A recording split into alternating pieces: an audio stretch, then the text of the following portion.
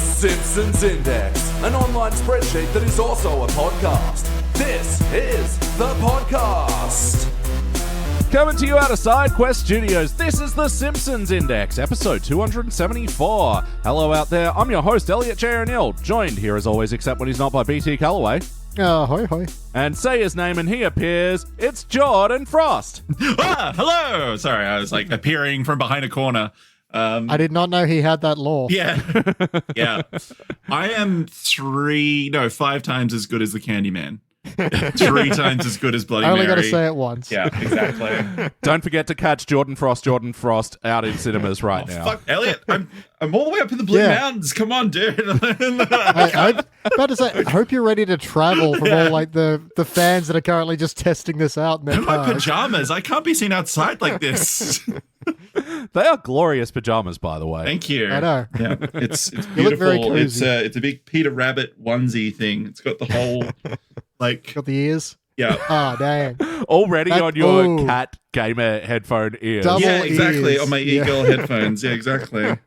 He's got 4 eyes and 6 ears. Yeah. Yeah, exactly. for the listener, he looks confused but comfy. Yeah. And yeah, you know what?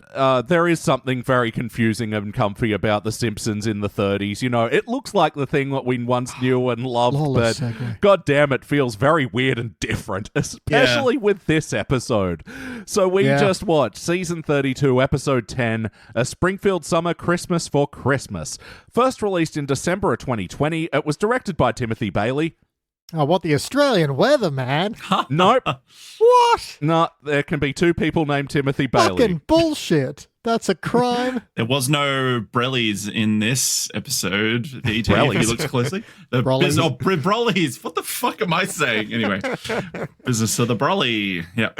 People think Australian slang is fucking weird enough without introducing more that doesn't exist. Look, our accent is stupid enough without our fucking slang to go with it. That, we sound like absolute clowns, but anyway. Keep going. I mean, so do all the people sitting in their cars going, Jordan Frost. Oh. And written by Jessica Conrad in this episode.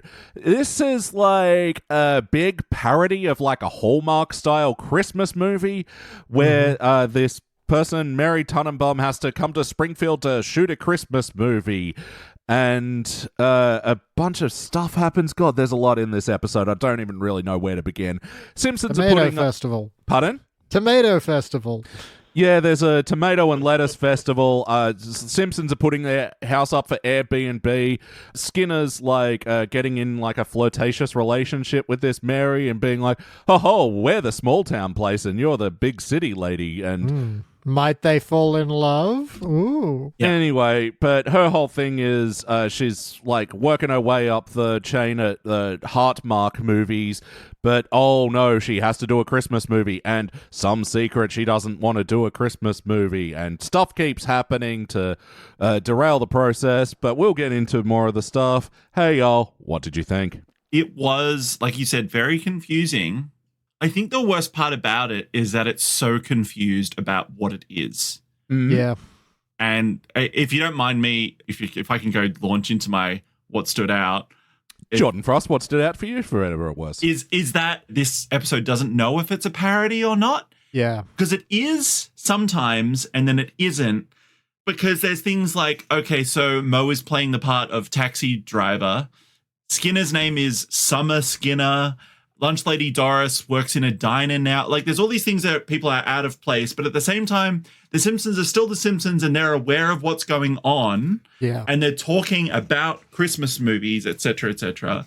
And there's just, it's trying to be a parody, but it's not fully committing. And the whole thing is there's just no joy to be found in parodying the whole genre as a whole.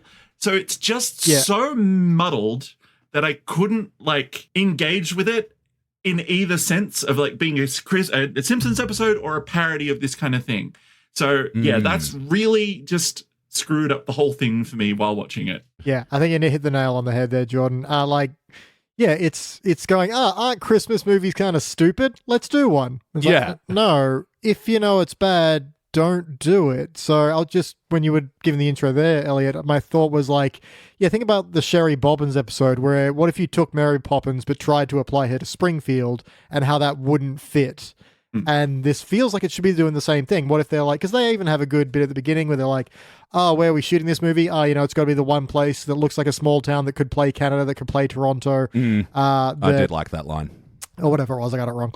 Yeah, that we haven't shot one of these in. They're like, Springfield, it's the last place. It's like, okay, fair. That's a good reason to be somewhere you wouldn't normally be. But then everything just goes the way one of these films would. It's not you've taken an exterior idea and tried to apply it to Springfield and it's gotten, messed up and wronged because it's Springfield. It's just played out like normal. Yeah. I think this is like... how to explain this with a Simpsons reference. You remember when they're doing a jigsaw puzzle and Lenny and Carl come over and Lenny's like, what's Homer doing? We're doing a jigsaw. I guess he's done with all the fun stuff, hey? So when we get to the point where the Simpsons are parodying Hallmark movies, it's like, I guess you've done parodying all the fun stuff, aren't you? Yeah. And, I think they do commit to it enough. There is certainly, this is a very different episode vibes going on. Marge's enthusiasm for the format or the style kind of endears me a little to what they're doing here. Yeah. But ultimately, this episode is so self-aware that those things are cliched, tacky, and disposable, nothing entertainment. And there's several jokes around that fact, and especially the self-knowing one, which is like, I'd never, actually believe that we were having an effect on what The Simpsons wrote, but the director's line of, this could be good enough to fold laundry to. I just was like, what the fuck? What's going on? Yeah, that is our metric. That's how you know they're listening, though, Elliot. And that's like a subtle nod that only us careful listeners will be able to pick up. One that we'll recognize, yet won't be able to sue for. Yeah, exactly. But look, I mean, I think it's less that this is something that we invented or more just a common thing for people that has happened. You got to do laundry. You don't want to do it in silence like a psycho. You're going to put on something, and something that you don't have to commit your fucking whole emotion and soul to. And my God, this one sort of, it really does that to me. Because it's so self-knowing and stuff, and the plot beats are exactly just this kind of cliched, crappy, disposable kind of movie. Yeah. Not that I have any love or affection or knowledge, really, of Hallmark movies. How about you guys? Is this a genre you're familiar with? The ones I like are the people that do articles detailing how insane the plots of them usually are. There was that one that Lindsay Lohan was in recently about really? Irish Christmas or something, and you look at the plot structure of it as what the fuck is going on in this movie, and the decisions they make. And I think that's really entertaining, but I don't really want to watch any of them ever. I think the only ones I like are the parody ones that are on 30 Rock, like a dog shot off my face and gave me a better face. Yeah. Yeah, that's the sort of thing, you don't really go out of your way to do a loving parody of this sort of thing. They're a passing joke. In the beginning when they're going, Mary Tannenbaum, you've been such a success with these, string of various detective housewife genre. I thought they were all decent gags and stuff.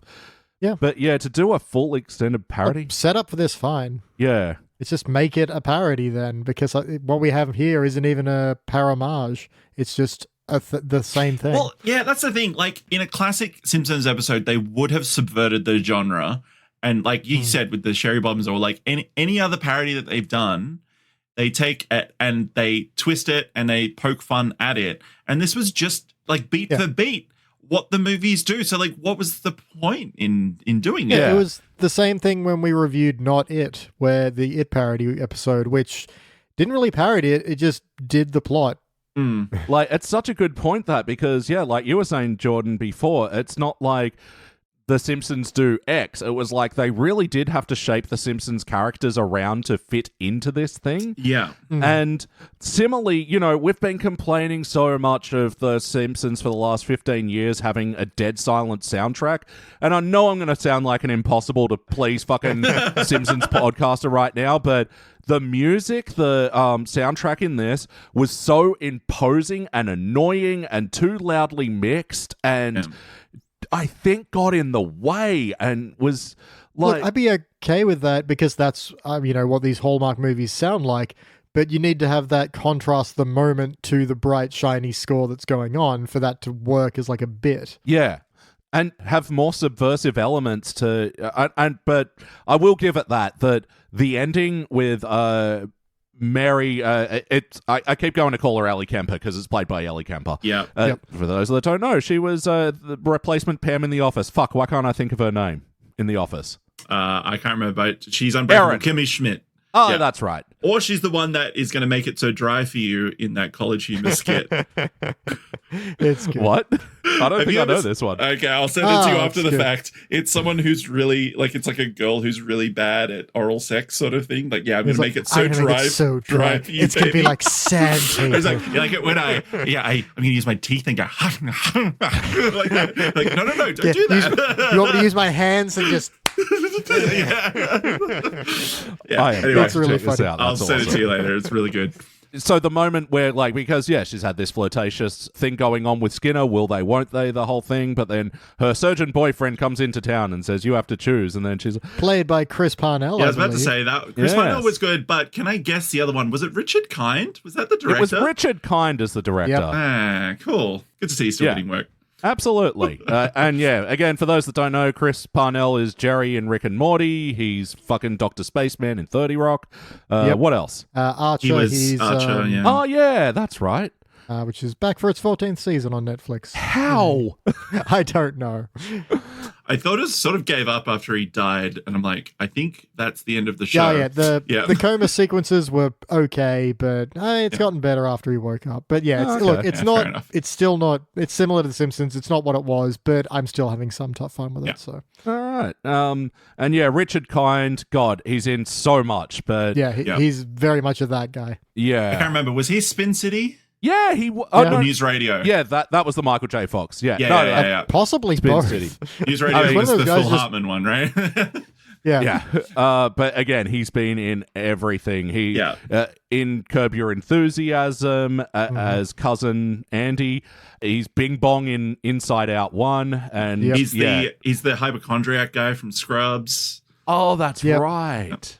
Anyway, keep going. Yep. Yeah, anyway, he had some of the killer lines in this, but what was I getting to? Oh, yeah, the whole subverting thing where Ellie Kemper's having to choose between the two, and she's, I choose Skinner. And then he's like, what, are you crazy? Like, that is some poor decision-making. What, were you just going to move here? Like, I'm just so put off by your poor decision-making. I was like, oh, fucking hell, episode, you got me. It was at that point that I was really getting irritated with that episode. I'm like, fuck, you stuck a...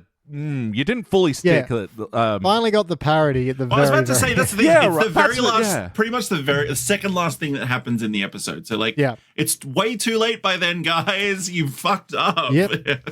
And then the very last thing, to skip to what stuck out to me for better or worse, is basically all the Simpsons just watching this final production, and Marge is actually loving it. And I do like her little heart moment of, look, everyone shut up. This is for moms and their wine and their throw blankets and a candle that smells like pine needles or hot apples. And I'm like, fair. Like, no matter what you think of these things, they're not for most people. They're for that very specific demographic. That included one of my very few, well, maybe only up arrow of the episode was just Lisa's, the take on Mom.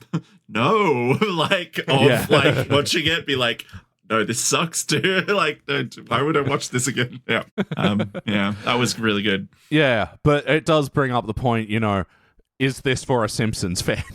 I mean, that's really, because again, we've talked a lot about how the 30 seasons have been going for these big, changes to format and style, and normally we're for it. At least it's worth a and this concept-wise is worth a try. It's just, it didn't stay as a parody. It just became what it was meant to be parodying. Yeah. And so everyone feels really off. Like Marge is this overly pushy Airbnb host is weird and doesn't fit. And the idea of Homer finding ways to make a quick buck, sure, but there's also something that's too eager about it, and yeah. I was going to say, I'd flip it on you, Elliot. I'd say maybe this is only for Simpsons fans, because I can't imagine a new viewer to The Simpsons would be like, why would I watch any more of this show after watching this episode? Because it's like, it isn't like full of jokes. It's sort of, it doesn't really understand. It's a bit confused, but yeah.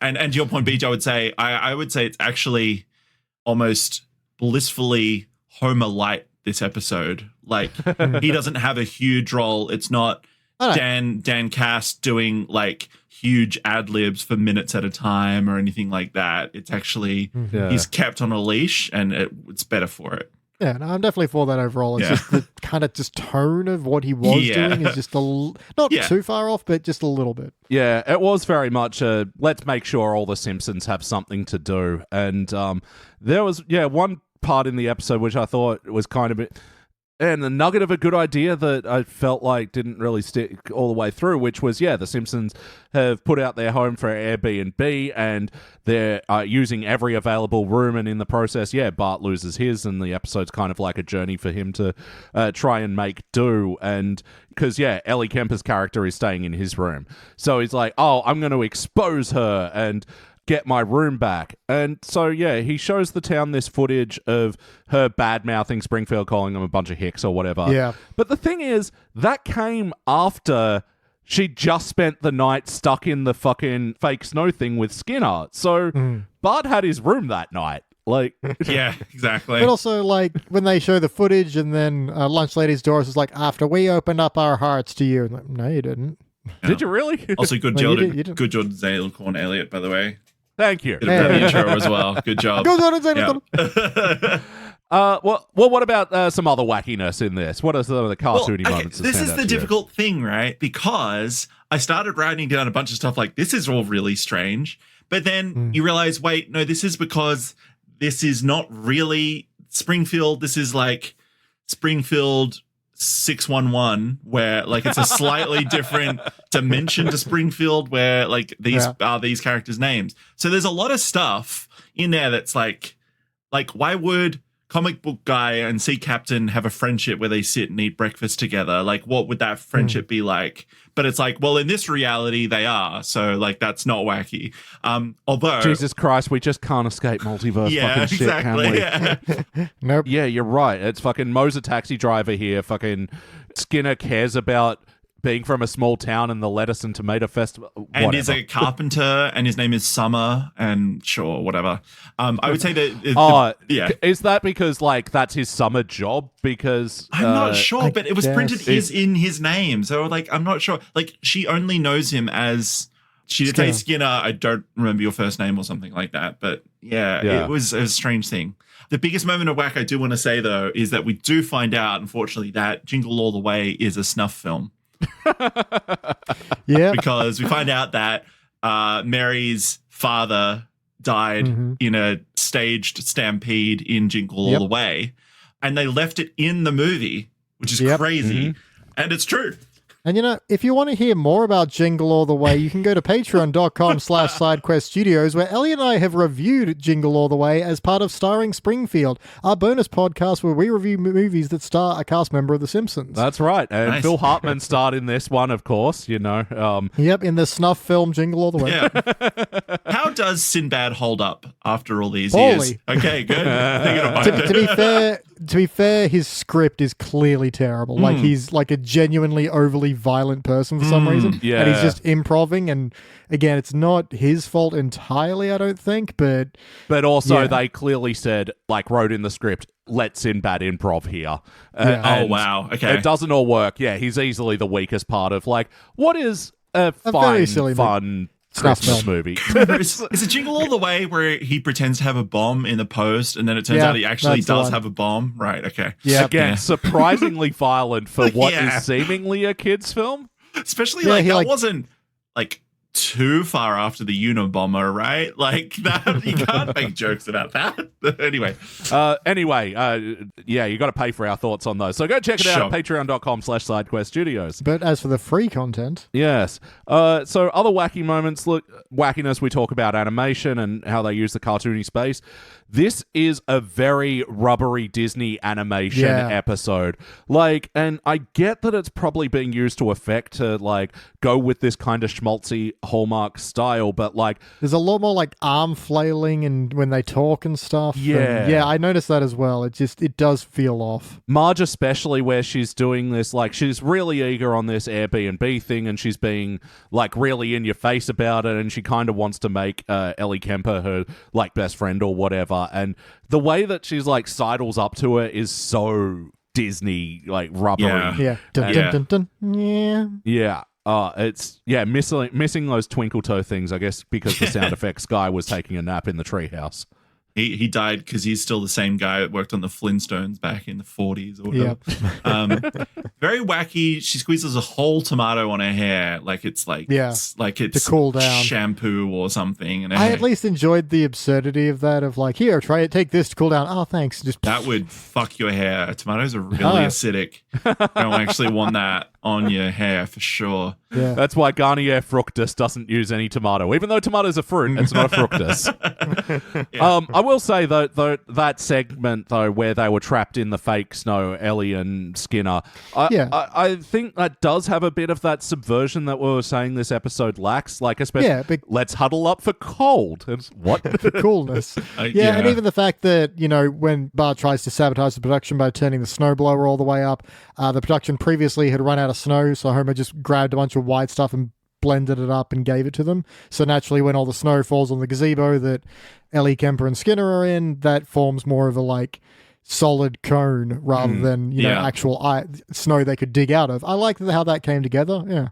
Although little just detour into Jordan's anal corner. Just a little detour. Just a little Jordan's anal corner. It was shown. Kelly. Yeah, it was shown that Homer, as part of it, he uses laundry, he uses like marshmallows, he uses huge bags of asbestos to make this snow. So not only is he giving hundreds of people future mesothelioma, but two, when the two guys who light their cigars, the gaffers, they look strong, so I'm assuming they're grips or something, are like, throw it onto the thing. If there's that much asbestos in the thing, there's no way that thing should be burning like that.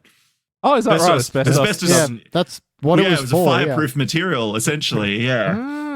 No way should it be burning. Anyway, I just thought it was stupid. That's right, because there was a previous episode where Homer like smokes asbestos, and I think that was a Jordan's anal corner. Well, just the Jordan's anal corner. Sure, hit me. In theory, if the Simpsons are in fact living in a time bubble, then future illnesses caused by long-term effects would not apply. Henceforth, why no one actually dies from all the radiation leaking from the planet. True, good point. Because time never passes. That's clever. The other thing I had in the corner was just like, the Simpsons don't know how Airbnb works, and that's very clear because Homer's passing out brochures to people that are already staying in the town. So where are these people currently living, if not already in some other form of accommodation? Fair point, but I will say I kind of like it for the gag where he hands out the brochures to those grips or whatever and go, sleep in my marital bed, because, he's trying to use up every available space in his house. And then, so when Bart tries sleeping in Lisa's room with her and Maggie and doesn't like it, then tries to find somewhere else house to sleep, goes to Marge and Homer's room and the grips are in there. I'd forgotten it enough by that point, or just assumed that The Simpsons didn't have that good of a memory, so I was like, oh, okay, you got me there. I didn't expect that. The big bonuses about this episode is it's mostly coherent and like it remembers itself, which is pretty good. Yeah, there is good memory, good callback jokes. I didn't like the IBS callback joke, though. I didn't like Sea Captain's IBS thing. That was the one thing where I'm like, I wish you'd forgotten that one. Oh, I got my own Jordan's anal corner with that. Ooh. His own Jordan's anal corner. So many different variations today. well, this is like more of a is this what that word means sort of thing. So anyway, in one of the early scenes, Ellie Kemper's character goes up to a cafe and goes, can I have this very long, complicated coffee order? Fucking sick of this joke. Yeah, I had that same reaction. Yeah, like Zoolander, like I don't know how anyone does this after that. Like, you know, it's just we It's get the it. same Fucking bit. big city person, long coffee order. Anyway, they were like, oh yeah, we like our small towns where our coffees are simple and we can shout gossip across the room. Hey, sea captain, how's your IBS? Is that gossip? If No. like, everybody knows it and it's confirmed and the person who it's about is like openly acknowledge it, doesn't it cease to be gossip? Yeah. No, I don't believe no. If it had been like, yeah, unlike Sea Captain's IBS, whatever, and he looked ashamed or something, and like everyone's laughing at him. Or he then walked into the cafe and everyone was like, shh. Yeah, Like, that's different. yeah. Yeah. That is just pleasant conversation. How is your medical condition? That's essentially the breakdown of that, what we can loosely call a joke. Yeah. Anyway, so how about the heart of this episode? You know, it's a Heartmark production. How do we think they stuck the heart elements? I feel like there could have been one with like Bart having to stay with Lisa and Maggie. Also, I was also slightly concerned that some of those dolls were actually just kids that were also staying in that room because they looked so lifelike in Simpsons You terms. can never tell the difference between a doll and a real person. Yeah. It's impossible. Yeah, like EC. Or a I doll thought- and an alien. I thought EC was like a real kid for sure, like from Liftoff. Anyway, Look, don't make our listeners Google EC. yeah, look Oh, up God, EC yeah. stands for every child. It's oh my god, it's the precursor to the Greendale human being. Yeah, exactly. EC walked so a Greendale human being could run. No, it's the same. Hey, you remember EC? Look at him now. Yeah. Yeah. Feel old. Yeah. Yeah, I thought there could have been some heart there with like Bart bonding with his siblings, but no. They just made a really weird no sleep joke out of it. And Yeah. I strange. thought like Lisa sleep nerding was okay, and then I don't know, but the joke I liked more there was that Maggie is a really gross sleeper and she snores and she Yeah. drools and she's Yeah. just like, I mean, she's she's a baby. Yeah. and she's also Homer's daughter. I think that's what I really liked about Okay. that. Like Yeah, Maggie so- gets so little like actual personality that it's Yeah. like, oh, apple doesn't fall far from the tree moment for me. Yeah, it was just one of those Simpsons moments where Lisa's sleep nerding, and I'm like, you mean like I want to help you, George Washington? Yeah.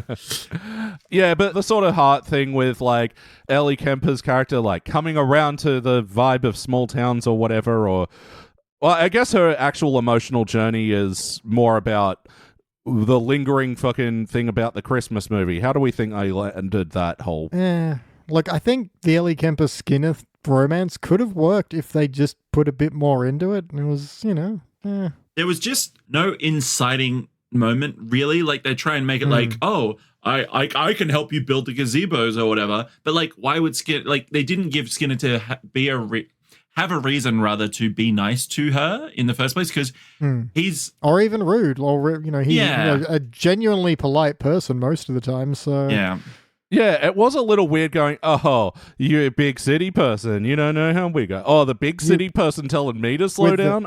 with their silly big coffee order. What's really strange as well is that Skinner is the person who makes the majority of the jokes at her expense in the diner, but is also the one that fully remembers her coffee order as well. Yeah. It's And it's sort of lengthy. like his character is confused and their sort of connection is also as a result very confused, I think. Yeah, it does seem like it's just going for those textbook moments. I guess that's why I did find it fun and hilarious that he shot her down so fucking Yeah. brutally at the end, but also, yeah, it was a weird fucking ride to get there. Anyway, yeah, but ultimately, did this feel like an episode of The Simpsons? Nope. Yeah. No. Not really. It was an episode where- of the Simpsons. I feel like if you took someone who'd only seen up to like season 10 and brought them to this, they might just run. Yeah. It's very weird. Like The same cocoa you buy every year, but God, it tastes different and kind of like lead paint. Yeah, Yeah. what was it you said before, Jordan? It's Simpsons from the universe B741. You know? Yeah, exactly. I was about to say, because you said like The Simpsons looks different in the 30s, but that made me think about how different it is going to look in the 2030s, because it will obviously still be going because it is an unstoppable ghoul juggernaut. Mhm. Yeah, and yeah, you're right. It does change, but I don't think it's ever gotten like, yes, this is such a good improvement on previous seasons. Like, you know, made the animation so much slicker or smoother, or the music so much better. Like, yeah, it's always sort of just been different or worse. Yeah, we've had some good episodes recently, though. I'm sorry we keep bringing you back for the shit ones. No, that's okay. Look, I'm happy if there are some, like, if there's some slight trend. It just seems like the overall, there's stuff like this where you're like, why make this? Like, this surely doesn't get out of like the pitch room sort of thing, you know, like unless you've got something else to add. Yeah. But they were just like, fuck it, we've done everything else. Like you said, like we've just got to start doing things that may not be like 100% like They're winners. just sitting in the room like, what if Mo got a cell phone? We've done that shit. Yeah. What if Mo got a beeper? But yeah, just running down the list of parodies that they could be doing. Yeah, we're at the stage where they're like, Yeah, look, again, premise is not bad. It's just, it's not a parody. It's just the thing that it is. yes, no, would you watch this one again? I'd No, fold laundry to it. no, I wouldn't. God, there's so much other good content out there. Why would I waste my True. time on this? You know? Yeah, true. We're in an era now where even your laundry folding stuff is pretty good. It may have won an Oscar. Yeah. Well, that's the thing. Like, I'm in a situation right now where I've got like a lot of good content creators that I really like putting out so much shit that I'm like, I'm struggling to keep up with some of it because there's so many good things out there that, I want to share. But anyway. Yeah, that's it. I just don't know who The Simpsons is for sometimes. Like, and that they occasionally like knock it out of the park with an episode here and there. It's, still not enough to satisfy. This was, I could maybe understand, like, if you had a lot of familiarity with this sort of Hallmark movie styling. Yeah, maybe if you'd seen like a lot of Hallmark movies, you could pull a little more understanding of the material from it than we will. But even then, to what end? Yeah, this is very bizarro land. Yeah. It's just really strange because it seems to be maybe it's that 10 season mark, and sometimes it's early, sometimes it's later for people, where it's just like, hey, maybe you just cut it there because, like, Family Guy, I haven't heard great things about the new Futurama seasons as much. Oh, look, I've not even watched the new one. The last new one was so just bland at best. I will say, I didn't like last year's batch of episodes. I've liked this year's a bit more. Okay, fair enough. But, like Bob's Burgers seems to do pretty good. Yeah, like, still it's still well. consistent. Like for most of it, like what's the secret? What are you doing differently that Simpsons can't seem to replicate? Yeah, I mean, I was even going to reference that Bob's Burgers episode where they have a B&B and give away Louise's room. Oh yeah, and it's so good. Yeah, exactly. It's so much better than this episode. Do you want to watch it right now? We're pivoting Bob's Burgers into yeah. But no, I mean, you're right. Consistent is the key word for that show. We've said it a bunch of times, but it's like I don't know that Bob's Burgers ever hits cubic, but fuck, it's a reliable silver. Like for real. Oh yeah, God, yeah, absolutely. And I reckon the same with like American Dad, where I feel like for the first, like, because I went on a massive binge on it earlier in the year. I think my grand thesis statement for that show, the first 4 seasons, it does feel like they're finding their feet, and then the next few, like while Obama was in power, it felt like they didn't really have the thing that they wanted to subvert. When they started, when Bush was in power. But then I feel like the show really found a rhythm and then found how it could be consistent.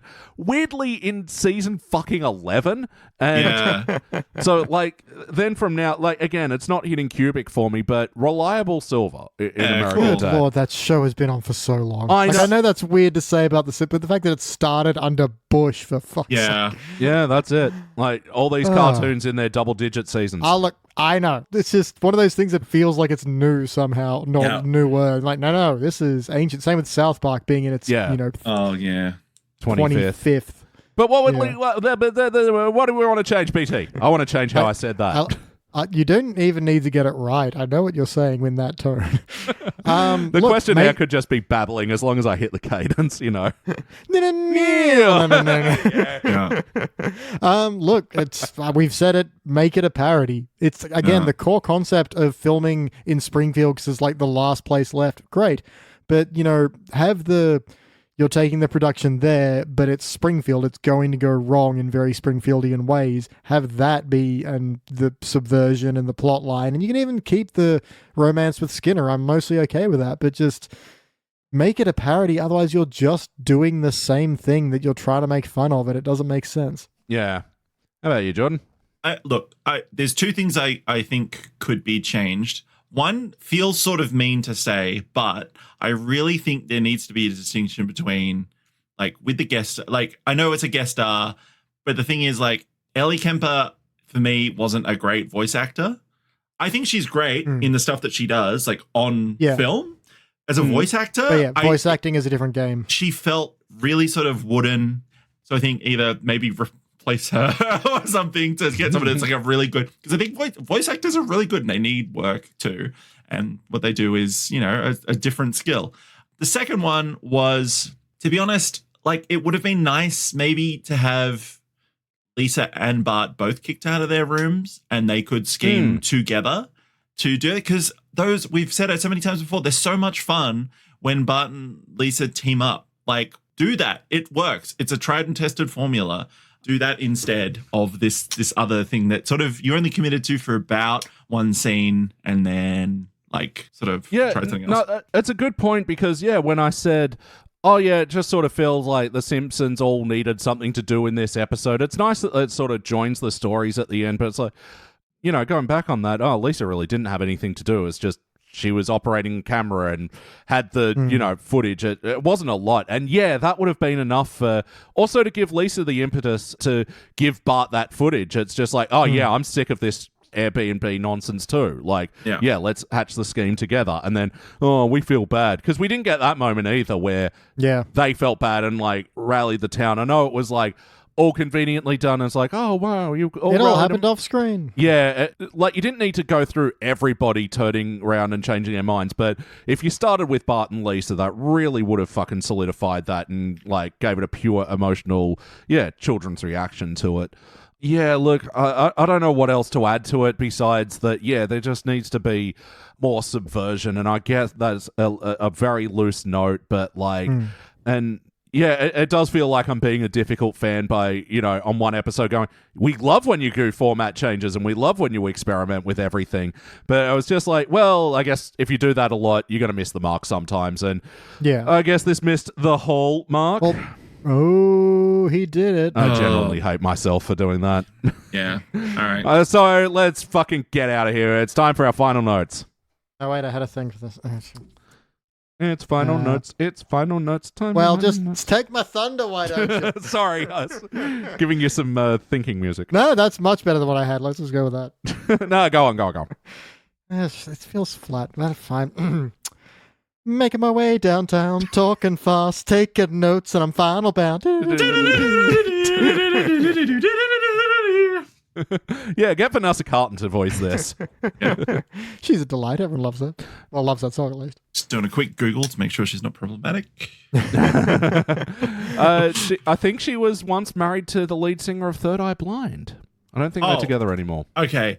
Okay, this is something that I know it's been talked about millions of times before. I just got it. I cannot believe that Semi-Charmed Life got so much radio airplay. Like, I know, right? Like, I know that it's like, it's like sort of about meth, right? Or blah, blah, blah, blah, blah. But then, like, having looked at the actual meth, like, one of the lines is literally, doing crystal meth will lift you up until you break. Like, it's so explicit. Yeah. I'm like, how did this get past so many senses? What the fuck? This whole...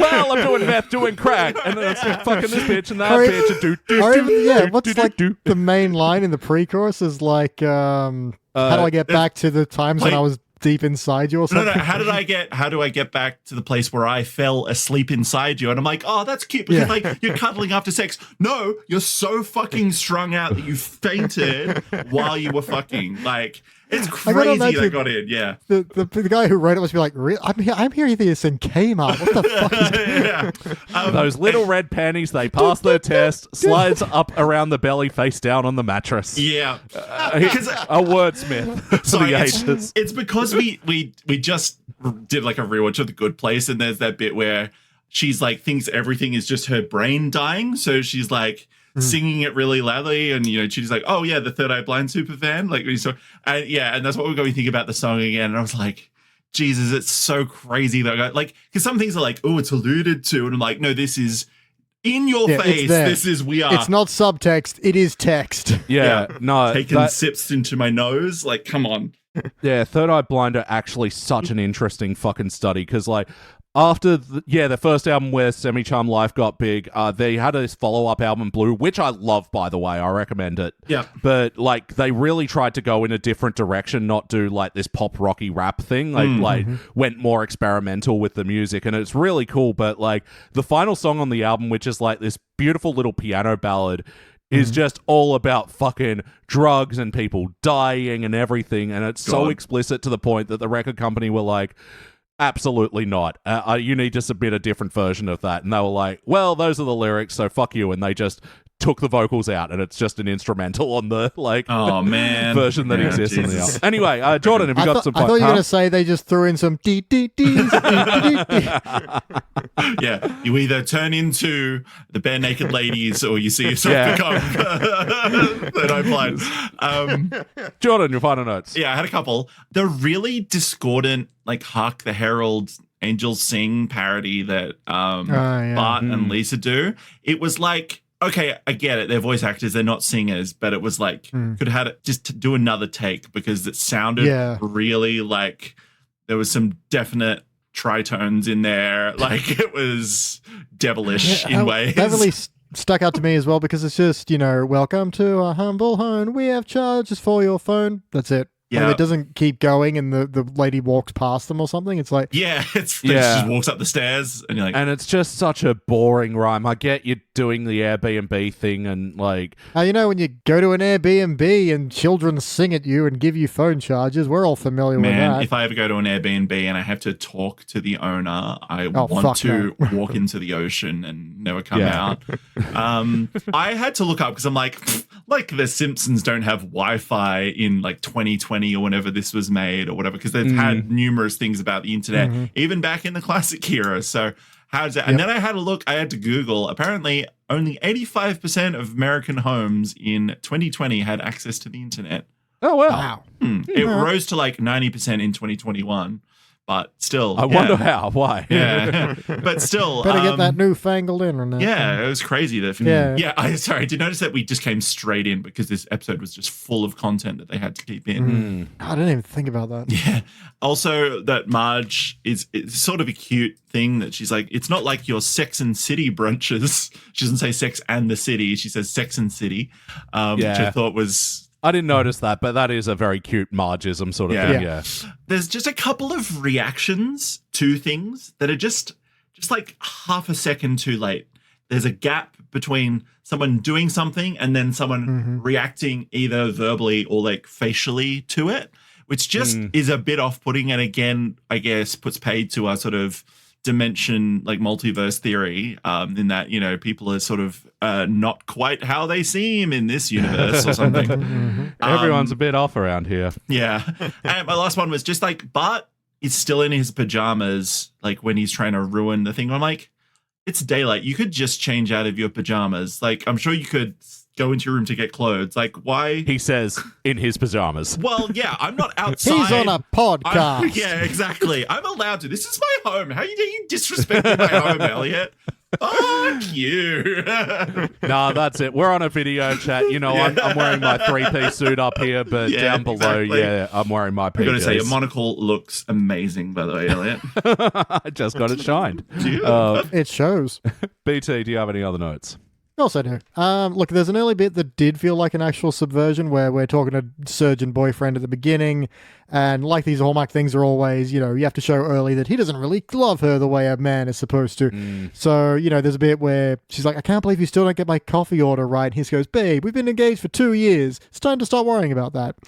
I kind of like that as one of the few bits of subversion at that point. Right. I didn't pick up that he said engaged for 2 years. Okay, that's pretty good. Yeah, and it's classic. See, I think this is going back to what you were saying before about Parnell actually being a fucking voice actor. And, like, that line, not much into it, but fuck, he delivers it. Like, Oh, yeah. He doesn't get a lot to do, but what he does. Yeah, is that's pretty what good. made me realize, like, it was a real contrast with Ellie Kemper because she, like, Parnell was so, like, fluid and effortless, and compared to her lines, it was really obvious. Yeah. When Homer sells them his brand of like fake snow, he has his face on the sacks. I don't know. I just found that kind of endearing. He went to the trouble. I do just want to circle back to that because, I forgot to mention before that I really liked that montage of him finding various white things to turn into snow. But then when it was with the asbestos reveal, I'm like, fuck you. You've done so many asbestos jokes. It's just not funny anymore. Oh, Elliot, they want more asbestos, more asbestos, more asbestos. Well, bloody hell, he's got me there. But if you or your loved one is suffering from mesothelioma, call fucking 1-800-LAWYER-METH. I don't know. Sorry. Lawyer meth is the best kind. You might be entitled to compensation. I feel entitled to compensation watching this episode. I constantly feel entitled to compensation for everything. Yeah. Patreon.com/SideQuestStudios. Please compensate. Look, it wasn't necessarily a good bit. There's a part where, Skinner does the whole dumps a bottle of water on himself and she's like, oh. But I just had to write it down for stupid, sexy Skinner. Yeah. I like that his abs showed through his not skin tight shirt, but suddenly was skin tight, I'm back to having kind of a paunch. Yeah. Marge has the tea Gwyneth Paltrow drinks. I think you take it orally. Okay, look, it's always okay to make fun of Gwyneth Paltrow. That's fine. Absolutely. Oh, actually, on the drive back from Ginny I listened to like 3 episodes of The Big Flop. I did that fucking WeChat one where... WeWork, sorry. Yeah. Where, Gwyneth Paltrow's cousin got in with... Married to the CEO. Yeah. Fucking insanity. Anyway. Her cousin is more Gwyneth Paltrow than Gwyneth Paltrow. Holy wow. Yeah, I know. Skinner has an I Heart Bibs bib. Yep. Like, okay, that's all right. Yeah, I didn't. It took me a while to figure out that was like heart, like bit. Okay, I don't call it that, but sure, whatever. Yeah. And I realized, just with all of me and Beej have been talking about the Big Flop a lot over at Patreon as well.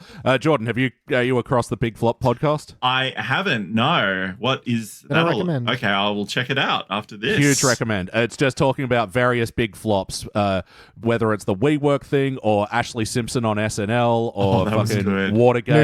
New Coke. Nice. Just they should see what I do off the diving board. Oh, now that's a big flop. That sounds cool. All right, cool. I'll check it out. very good. Yeah. There's, again, a bit of subversion that kind of works is when, she's having a yell about something and goes, oh, look at this pair of nuclear technician simpletons. You're pointing out Lenny and Carl. I'm like, all right, that was close. That was decent. I like that. More of that, it would have worked. Yeah, she could judge a book by its cover so well that, Yeah. There's a really bad edit, I think, when all the fake snow catches fire and she's like, I was sent here to put out fires. Then it just cuts to the Simpsons home and like, hang on. You just set like a citywide fire. How is that not a plot point? Yeah, I thought that was going to be a third act escalation there, and it just was nothing. Yeah, it just wasn't. They just cut to the Simpsons. It was a bad cut. Was that the act break at that point, maybe? I can't. No, I think it was because I wrote down bad cut. I don't think we cut to break. But anyway, that was my last note because the rest of them are actually kind of boring. And starting out in the episode, we get straight into the episode, but we get the credits, but they're like red and green with this white glow. It's Christmas. I just thought they looked ugly. I know it was hard to read as well, I would say. Yeah. I know, like, again, annoying fan, I'm getting into nitpicking how they fucking color the credits, but it just, there was something about the white glow behind it as well that I just didn't think it looked good. No, I agree. What I did think looked good was how to get the Airbnb style, Marge put doilies just fucking everywhere in Bart's room, and it wasn't directly addressed, but like, you just go, hang on, why are there doilies all over Bart's room? And then when she slides the guest book underneath and says, no pressure, there's a doily under it. I was like, okay, that's a decent touch. Oh man, that's like an American bathroom style gap at the bottom of the door of Bart's room though. Jesus, to get a whole guest book in there? That's nasty. No, don't want that. Oh man, Americans and their huge bathrooms and the huge gap in the doors. And their guest books. So bad. And their guest books that you have to sign when you go to the bathroom. Yeah. I did like Marge's little breakfast spread, and she didn't know what an everything bagel was, so she put everything on a bagel, and then Homer was like, Yeah. more food should be everything. That was all right, yeah. And I liked gluten balls, and then they called back to it later and says, yeah, Simpson Homer the gluten ball. And I'm like, yeah, decent. Yeah. And, again, Richard Kind being one of the most underutilized parts of this episode, when they do a scene and to call cut, he goes, yeah, good enough or whatever, and just starts mumbling and trailing off, and I'm like, oh, this director character could be so good. He needed so much more. A joke that I liked that turned into someone was like, you should have left it there, was we didn't get the gazebos built because he came down with a sudden case of carpenter divorce. Yeah. And I was like, oh, that was funny to have a drunk carpenter there, but it's I shouldn't have unlocked my iPad or whatever. Yeah, it was enough to say Carpenter's divorce. Yeah, but like his little problems that can get in the way of this production happening, I thought that was okay. And like just these little ones where it's like making a joke of it, but it helps move the plot along. Like, oh yeah, all these decorations have been ruined because Springfield have got a surprisingly aggressive beaver population. And that was a like cutaway to the thing that I was like, oh, okay, yeah, beavers are cute. Yeah. Building a dam out of Christmas shit. I'm okay with that. I guess the thing with that is though, is I was expecting, I don't know, just something else, but it just showed like, oh, it's a Christmas tree in a beaver dam. Like, I just thought there'd be something else to it, but whatever. I agree. I had the same reaction. Yeah. And my final note is I thought it was just a funny detail that Sideshow Mel drove a monster truck and he did the whole, but you're the real monster here. Like, for Sideshow Mel as a character that really grates me these days, I was like, okay, that wasn't bad. I didn't mind the companion joke to that, like, our gulps might be big and our trucks might be monster. Yeah. But was our fine. hearts are big too. Yeah. See, I think that's when this episode is working and it knows what it's doing. All right, well, it's time to rank this thing. On the Simpsons Index, we're rank using a 6-point scale, which starts down the bottom at failure. Maybe if the episode was just meh, you give it a participant, but for the positive rankings, you got okay, bronze, good, silver, excellent, gold, but for the best of the very best, you give cubic zirconia. I'm going to go first and let me show you how it's done. Look, I don't know if this is actually how it's done, because I might blurt out something later. Elliot, it's Christmas. Follow your heart. I am giving this a very, very generous bronze. Ooh. I think there is enough jokes in here and enough ideas going on, and I see what they're going for. Yep. Oh, I don't really fucking back myself on this, but 'tis the season in September. BT, what do you reckon? Look, I'm glad someone went bronze because Liz is trying a bit harder. We have said they are going for these big format swings and not all of them are going to hit. But it's not a bad idea. I just don't like how it's put together. Yeah, I know. It's the at least you tried. It's a fine bar, really but 'tis no pool. And look, I'm just going to have to go with a participant. It is fine. Jordan. Yeah, no, it is not Christmas in my heart. Despite how festively you're dressed. Exactly. Well, funnily enough, the episode mentions, this makes Oktoberfest seem ridiculous. And you know what? It's also Oktoberfest in September, so fucking... Yeah. And in my heart. Well, also, they said Okra-toberfest, which was disgusting. Oh, because it's a lettuce and tomato festival, so okay. Yeah, because okra is slimy garbage. I'm sorry to any okra fans out there, but you like eating basically plant slugs, all right? We just lost 3 patrons. Thanks for that. I thought it was just a color. No, it's like a vegetable, and it is truly like it's below turnips in terms of how below parsnips, sorry, in terms of how disgusting I find parsnips. them. Parsnips are so gritty and dirty and ugh. Anyway, you just got to cut around the core. Anyway, sorry, do go on. Just gonna give it a participant because it tried. Actually, you know what? I didn't even really try that hard because it, as I said before, it's just so confused about its premise, and it doesn't commit to the idea of being a parody hard enough that I can give it any better than participant. I don't think it's so bad that I'm like angry about it.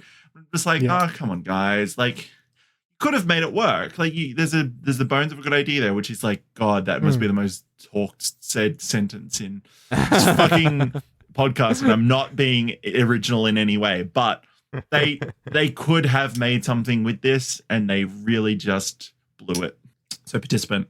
All right, well, that'll equal a shiny participant, which, funnily enough, will be the first shiny participant for season 32, a season which actually has a shiny participant all-around ranking. Oh, nice. But, Luke, I'm sorry, Jordan, because, this season has had some bright spots here. We liked The Last Bar Fighter where they did like a John Wick parody. We liked Uncut Femmes where they were doing like a heist episode. Again, it's a lot of these sort of format ones. And Road to Cincinnati, which was like a road trip movie with Skinner and Chalmers, which was it wasn't bad. It got a bronze. All right, well, look, let's go over to an episode from a whole 2 years after this one. We are going to be reviewing The Many Saints of Springfield. We shall be back. It's not a Christmas one. No, but it had Springfield in the title, and I'm like, All right, that'll work. That's the connective tissue. I'm going to sing it's a gritty Boondock Saints remake starring Obviously. Wiggum. Bart and Lisa killing criminals. Yeah, sure. I think it's going to be a parody of the Tenors. Parody of the concept of parodies. We'll be back.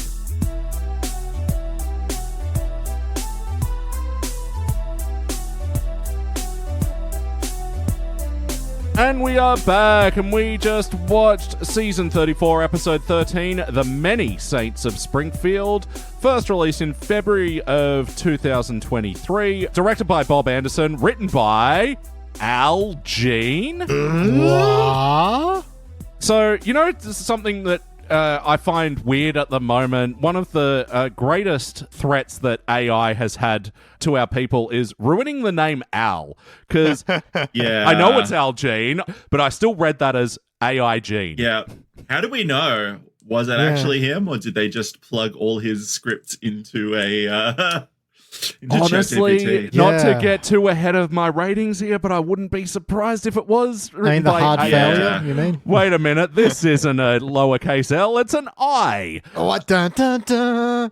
In this episode, Ned Flanders accidentally becomes part of the mafia, and they're What? trying to kill him because he might know too much about some things or something. Hey guys, what did we think? Boy, I've seen some sucky things suck before, but this is the suckiest bunch of It's been so long since we had one that I've disliked this much. The joy on your face is a little bit worrying. I know. It feels good to be like, it's just nice to have something I don't have a single question about. I am kicking this directly in the pit without a moment's hesitation. It's so All right, weird, but right? before we Because- carb on this thing. Yeah. I was like, there are jokes that I like in this. Oh, But like, yeah, no, there were there's some small of it bits. that is so garbage that it should be like in landfill already. Like it's just such a weird, like fluctuating episode of like a couple of good things that just like immediately like drop quicker than, I don't know, a skydiver into the fucking center of the earth. I don't know what even comparison I'm making now. I'm just talking absolute shit. It's it's a weird episode. It is. And look, I was able to surmise the plot kind of simply for once, but just to kind of expand on it a bit. So it's doing one of these how did we get here moments where it starts out, Ned's just getting car bombed and letterbox bombed and all kinds of bombed. The fucking snake appears at one point. And then he tells the Simpsons the story of how we get to this point. So, like, the first half of this episode is like this, cutting between Ned telling us how we got here and the events leading up to here, how we got involved with the mafia. And then it's taking place in present day for the next half, so which is fine, but can I just... it does feel like a very fucking all over the place episode. I know. Look, that whole, like I did write down at one point, why is this not chronological? We've gained nothing from doing half of it in flashback. For it's real. Pointless. Sorry, you were going to say, Jordan. Oh, well, no, I realize now. Sorry, I was just doing that ADHD thing of like, I have to like chime in immediately despite what anyone else is saying. But it's going to be my, like, what stood out to me. So, like, I can wait what for stood that. out to you? Okay. Yeah. I think it's the thing. It's that whole, I mean, look, forgetting that whole Yoshi's Woolly World ass opening that they have. We won't be forgetting it for long. We'll get to it in the wackiness. That classic YouTube video essay or podcast sentence. Let's put a pin in that for now. The whole opening is like, what the fuck is going on? Because at no point do they make it obvious that it's a car bomb or anything like that. No, I agree. It starts off by feeling like a bunch of random misfortunes is just or it's happening like, to is he Ned. cursed? Is this like a weird like treehouse episode where he's actually like the devil is like or God has forsaken him? Because it's like it looks like it's all accidents, like, which I guess, what it was supposed to look like, but like, And it's his reaction to all of them as well are like, oh, the bin's on fire, not, oh no, they're coming for me. yeah, it's like, Yeah. And then why did the mob dump garbage on his front lawn? I What's think that that's doing? an allusion to, because, like, especially in New York, the mafia or mafia connected, for legal reasons and for please don't car bomb me reasons, that, the mafia were heavily involved with the garbage scene in New York. Well, no, it just, you know what, Elliot, if you don't want that, you just say, no, it's a Sopranos reference, because in the Sopranos, they do run sanitation in New Jersey. So Yeah, but they don't sorry. in this episode. yeah, no. Sorry, that is what I was going to clarify, because, the title Many Saints of Springfield is referring to the Saints of Newark, or Many Saints of Newark, which was the Sopranos prequel. I have seen neither of these things. Yeah. Those that have you guys? I like the Sopranos. It's sort of hard to watch because it is like, he's a villain. Yeah. He's sort of like an anti-hero as well, but like, he's a bad guy that does bad things, but he's like James Gandolfini. He's just like so charismatic that like he's endlessly watchable, and like the rest of the gang as well. But yeah, it's nothing like this. If that's a comparison we want to make. Yeah, because I was like, as it was starting out, I'm like, oh, maybe this was an accidental playlist of like stylistic parodies. First, with the big two, Hallmark and mobster movies. Yeah, absolutely.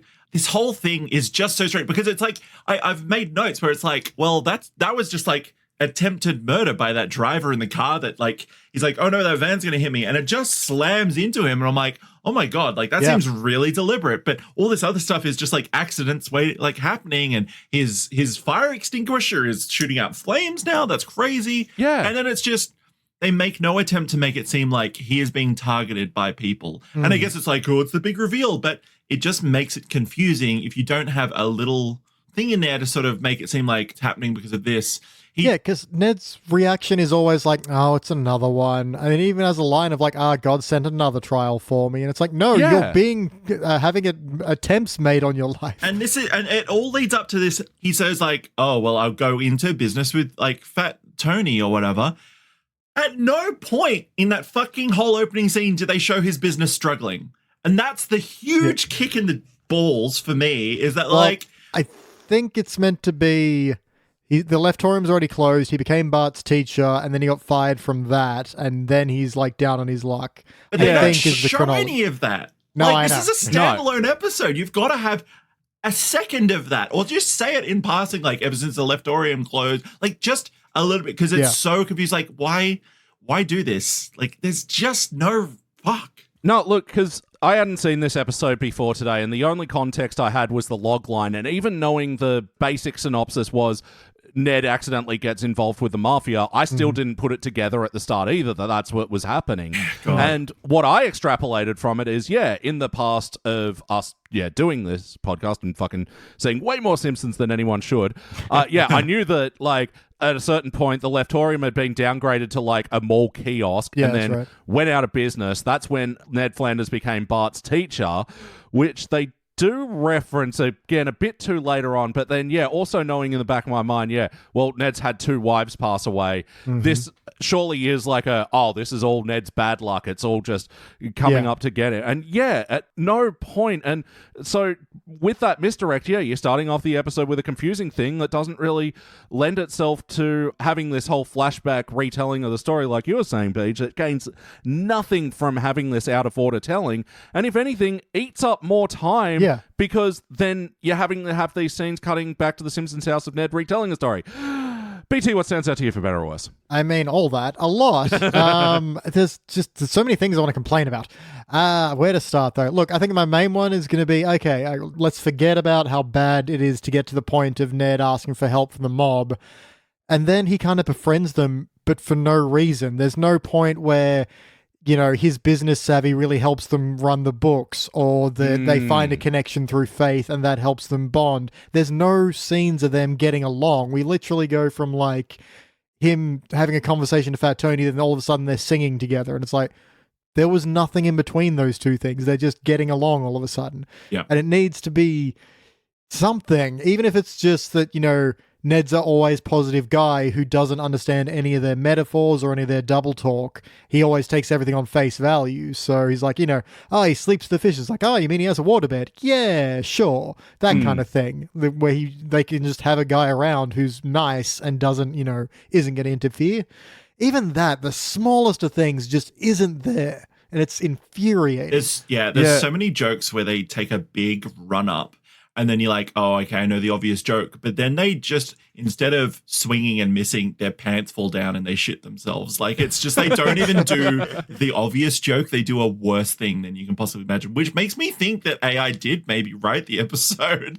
Yeah, AI Gene, that's it. Yeah.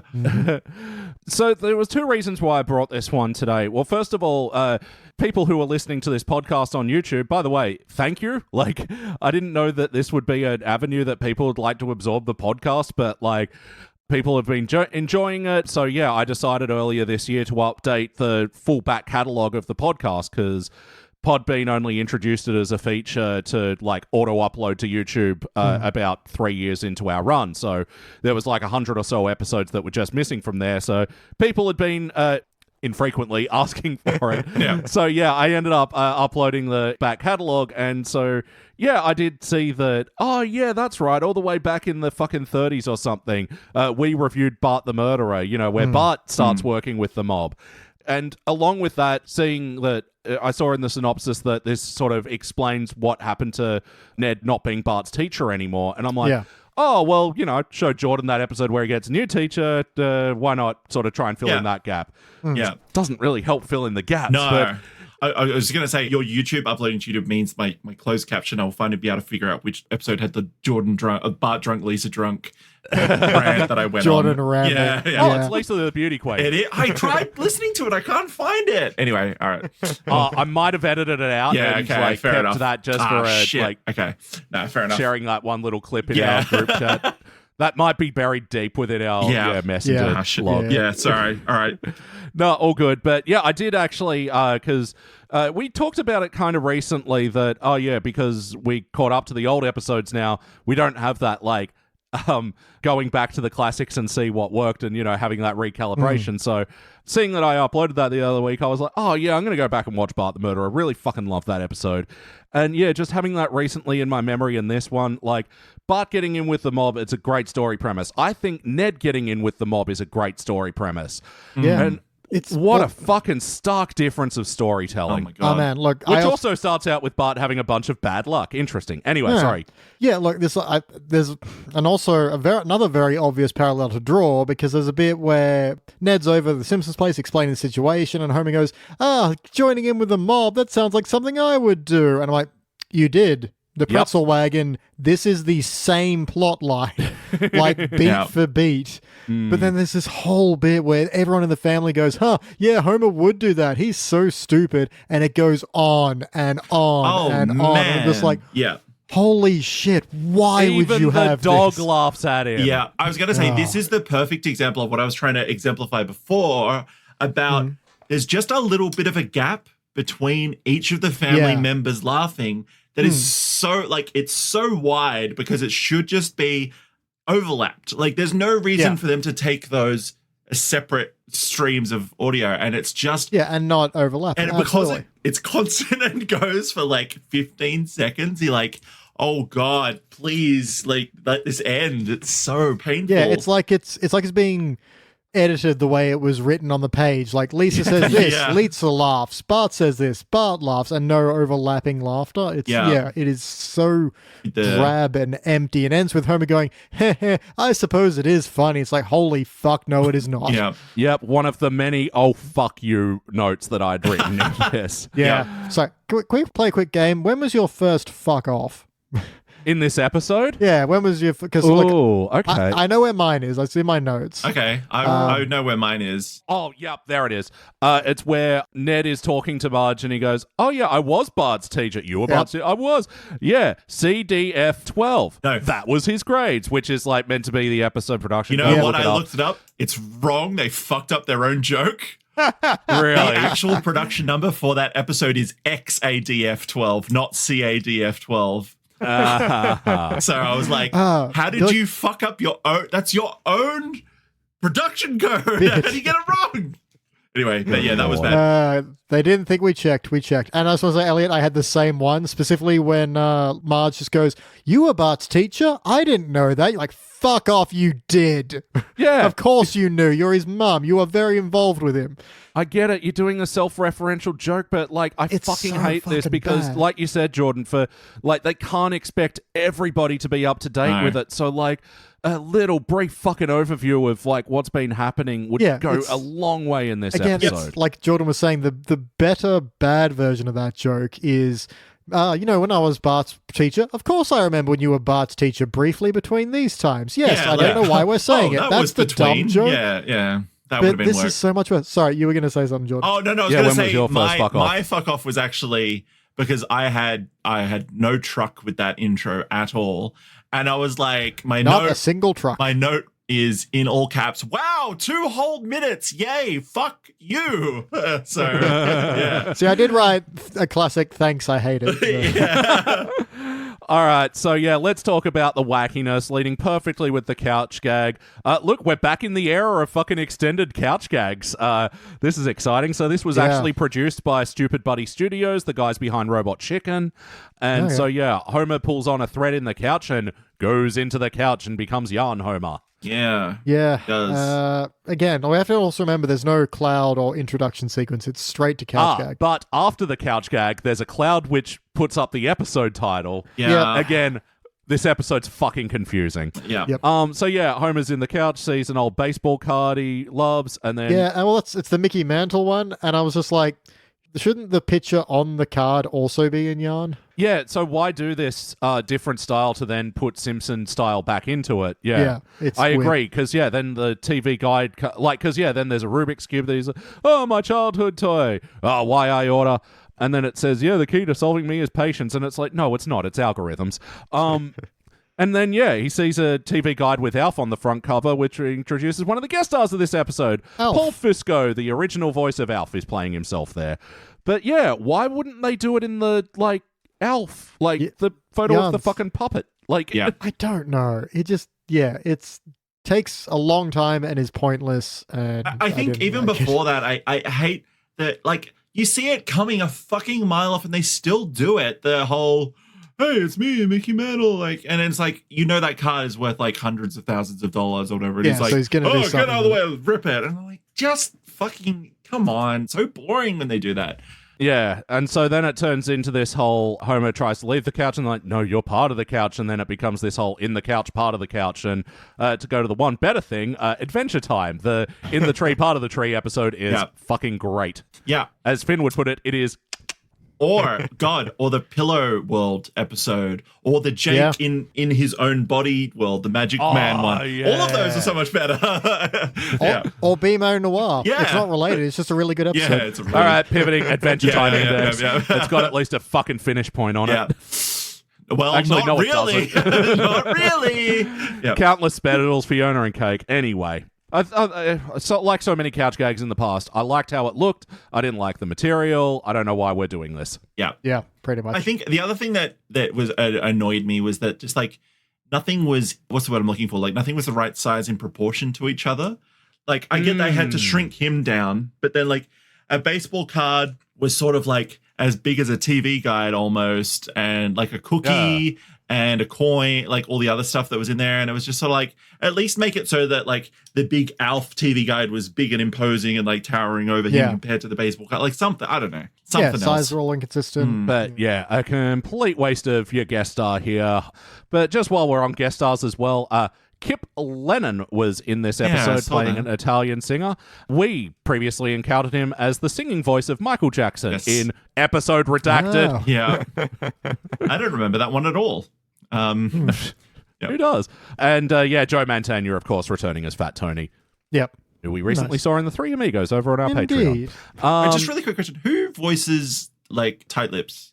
Johnny Tightlips, I do not know off the top of my Yeah. head. Because well, I while assume we're it just be here- one of the main cast because they never credit him as a guest star. Probably. So But let's also, while we're here, let's talk about, yet again, they get Johnny Tight Lips wrong. He has one gimmick and it's in his name and they don't do it right. yeah. Yeah, this is like beyond the anal corner at this stage. It's just like he's replaced legs essentially, and yeah, you're right. It ruins his old gimmick. There's even a point where like someone talks vaguely, and then Johnny Tightlips is like, "Oh, if by X you mean Y and by Z you mean A," and it's like, you are literally decoding a code, and your name is Johnny fucking Tightlips. Yeah. I added a middle name because I'm mad. Yeah, fair enough. I know, it's absolutely true. But even then, there's a stupid bit in the background of when, let me have a look here. Portrayed by Hank Azaria, by the way. Okay, Yeah, there's a bit where Ned walks in and says to Fat Tony, "Are you a good fella?" And he's like, "Oh, yeah, I've been called that. I've heard you're a wise guy." But in the background, someone lets Johnny Tightlips try soup, and he spits it out and shoots the soup bowl.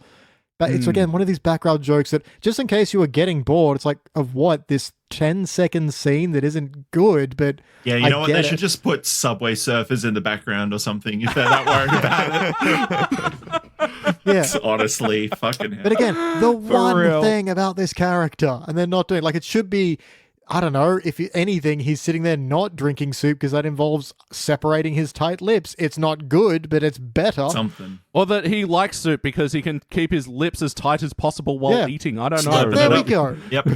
Just remember who this guy is and what his deal is. Like, Yeah. Hey, other wacky thing that was like, it was really more gross was the arterial squirting that happened when he sliced his neck open with his fingernail. I was like, oh, it's just going to show that. But then it was like, and spurting out. And I'm This like, is part of the story because that's how Homer gets out of that situation. yeah, I know, but it's really fucking gross. Like, couldn't No, they I have not agree. thought of something else? Like, couldn't Homer have splashed beer in their eyes or something while he was drunk and flailing? Like, it's always weird to see blood in a non-Treehouse episode, Yeah. but especially for this one where it's like, yeah, Homer and the Simpsons are hiding Ned, Homer's out at the bar drinking, and yeah, he accidentally gets out of a mob beating where Louis accidentally slices himself with on the neck, on his fucking jugular with his sharp nails, Yep. which then blinds Johnny Tightlips. A plot point I like that Homer accidentally like finds himself like having the mob run from him. But yeah, a bit of a gross way to do it, and like Homer surely like could have a better way to succeed through stupidity from here, but that doesn't even lead to anything anyway, so Yeah. it's No, done. that's the bigger problem. He doesn't need to get away from him. The next plot point is them following him. yeah. So, like, they could just walk away and get in their car and wait for him, and we have the same point. Yeah. Oh, God, this is a piece of shit. I was going to say another sort of wacky thing because I'm just like, have they ever insinuated that like Ned is gay before? Because there was like, yeah, they sort of like they kiss and it's like, oh, like, oh, you're going to be the kiss of death. But then at the end, Ned looks wistfully sort of into the middle distance and says, that guy can really kiss. And I'm like, the way they have framed that makes it seem like, oh man, maybe I'm having romantic feelings about Fat Tony. Because, like, when have they ever alluded to anything like that Never. before?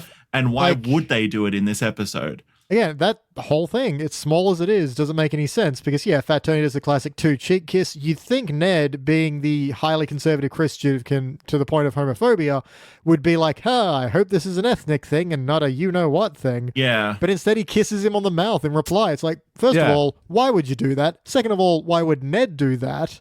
It's just, it's such garbage. That is Also, I just want to, no, actually, I'll come up with that later.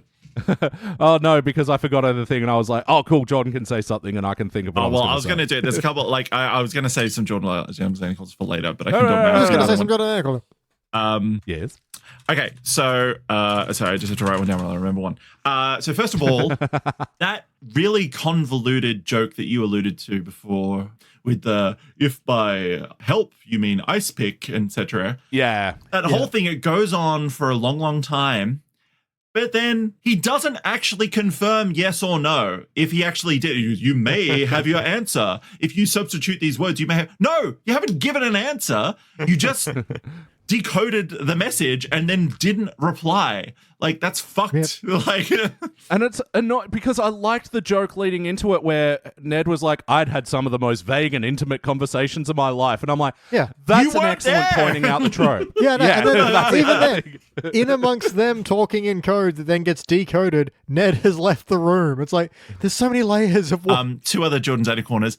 There's a bit where they're following Homer from all the different places that he's getting food at. Anyway, there's an establishing shot where he pulls into the Lad Donut car park. We pan across and we see the mob's car following them. We cut to inside the interior of their car from the back seat with them talking. And out the front window, we clearly see that it is now Krusty Burger. So they couldn't even get the fucking continuity right. That was actually in a joke that I liked, and I really wish they had the bravery not to fucking point it out, where, like, they're tailing Homer, he goes to Krusty Burger, then he goes to Quickie Mart, then he's at Luigi's, then back at Krusty Burger in a drive-through this time. Lad. And then they go, how many dinners does this guy eat? Oh, and it's like, no, just...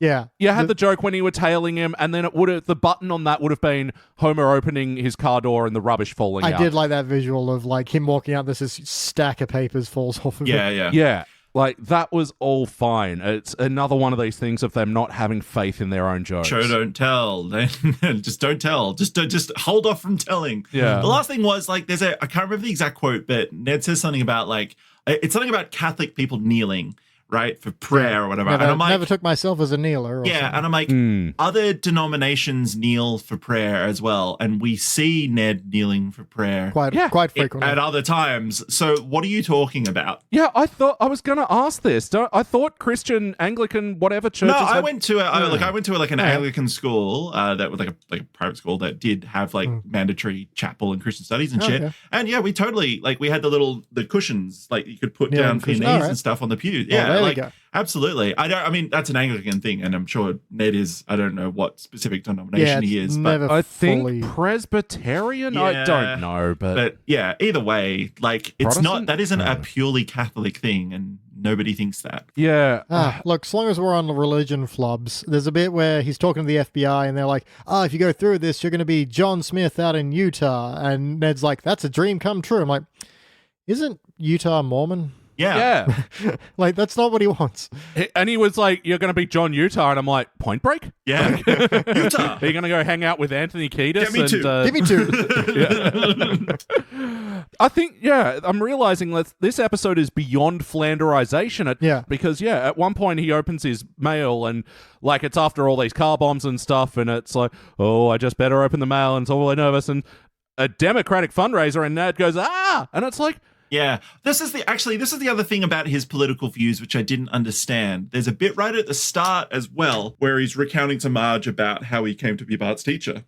And he said, well, this is before the Supreme Court denied the Constitution and allowed God back into our schools. And I'm like, I'm sure that Ned has campaigned for having religion in schools before. Maybe like, why would he when he was principal, that's why he got fired. Yeah, but why would he be about upholding the Constitution now? Unless they just fucked the take. Or like, I don't know, they screwed up the script some way, because I had to go back and watch it like 3 times because I'm like, no, what he's saying makes it sound like he's like, I can't believe they, destroyed the Constitution and allowed God into schools. And I'm like, what?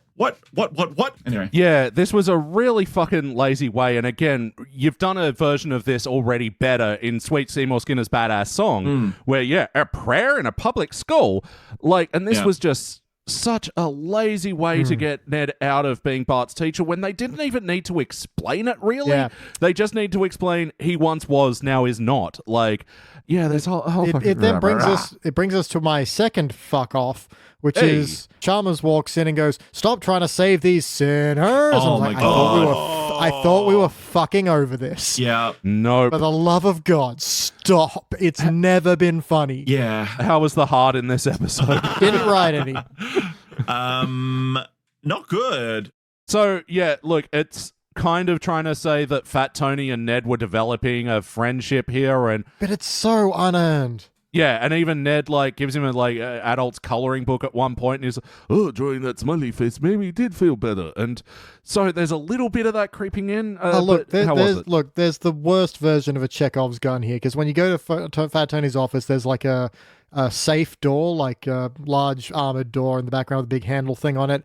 And I'm like, okay, they'll open that at some point. And then Ned eventually does open it. It says, "See, you're a sweet man. You bought all those Girl Scout cookies." And I'm like, please don't tell me that's it. Please tell me he's distributing drugs through the Girl Scout cookies. Nope, that's it. It's just he bought a bunch. And it's just like, that is the most boring reveal humanly possible Yeah. to that. Like, that is so dull. And they don't even show like Lisa like getting some like giant suspicious donation or something. Yeah, which would have been funny. Yeah, that might have been good, but they just they real Like, have a little, like, not even B plot, but at least a little quick allusion to, Lisa knows it's from the mob, but hey, she gets all her candy bought and gets to go to summer camp or whatever it was. Yeah. Yeah, well, Lisa's involvement is so confused in this entirety of this episode because... Yeah, that was my third fuck off. Yeah, because, like...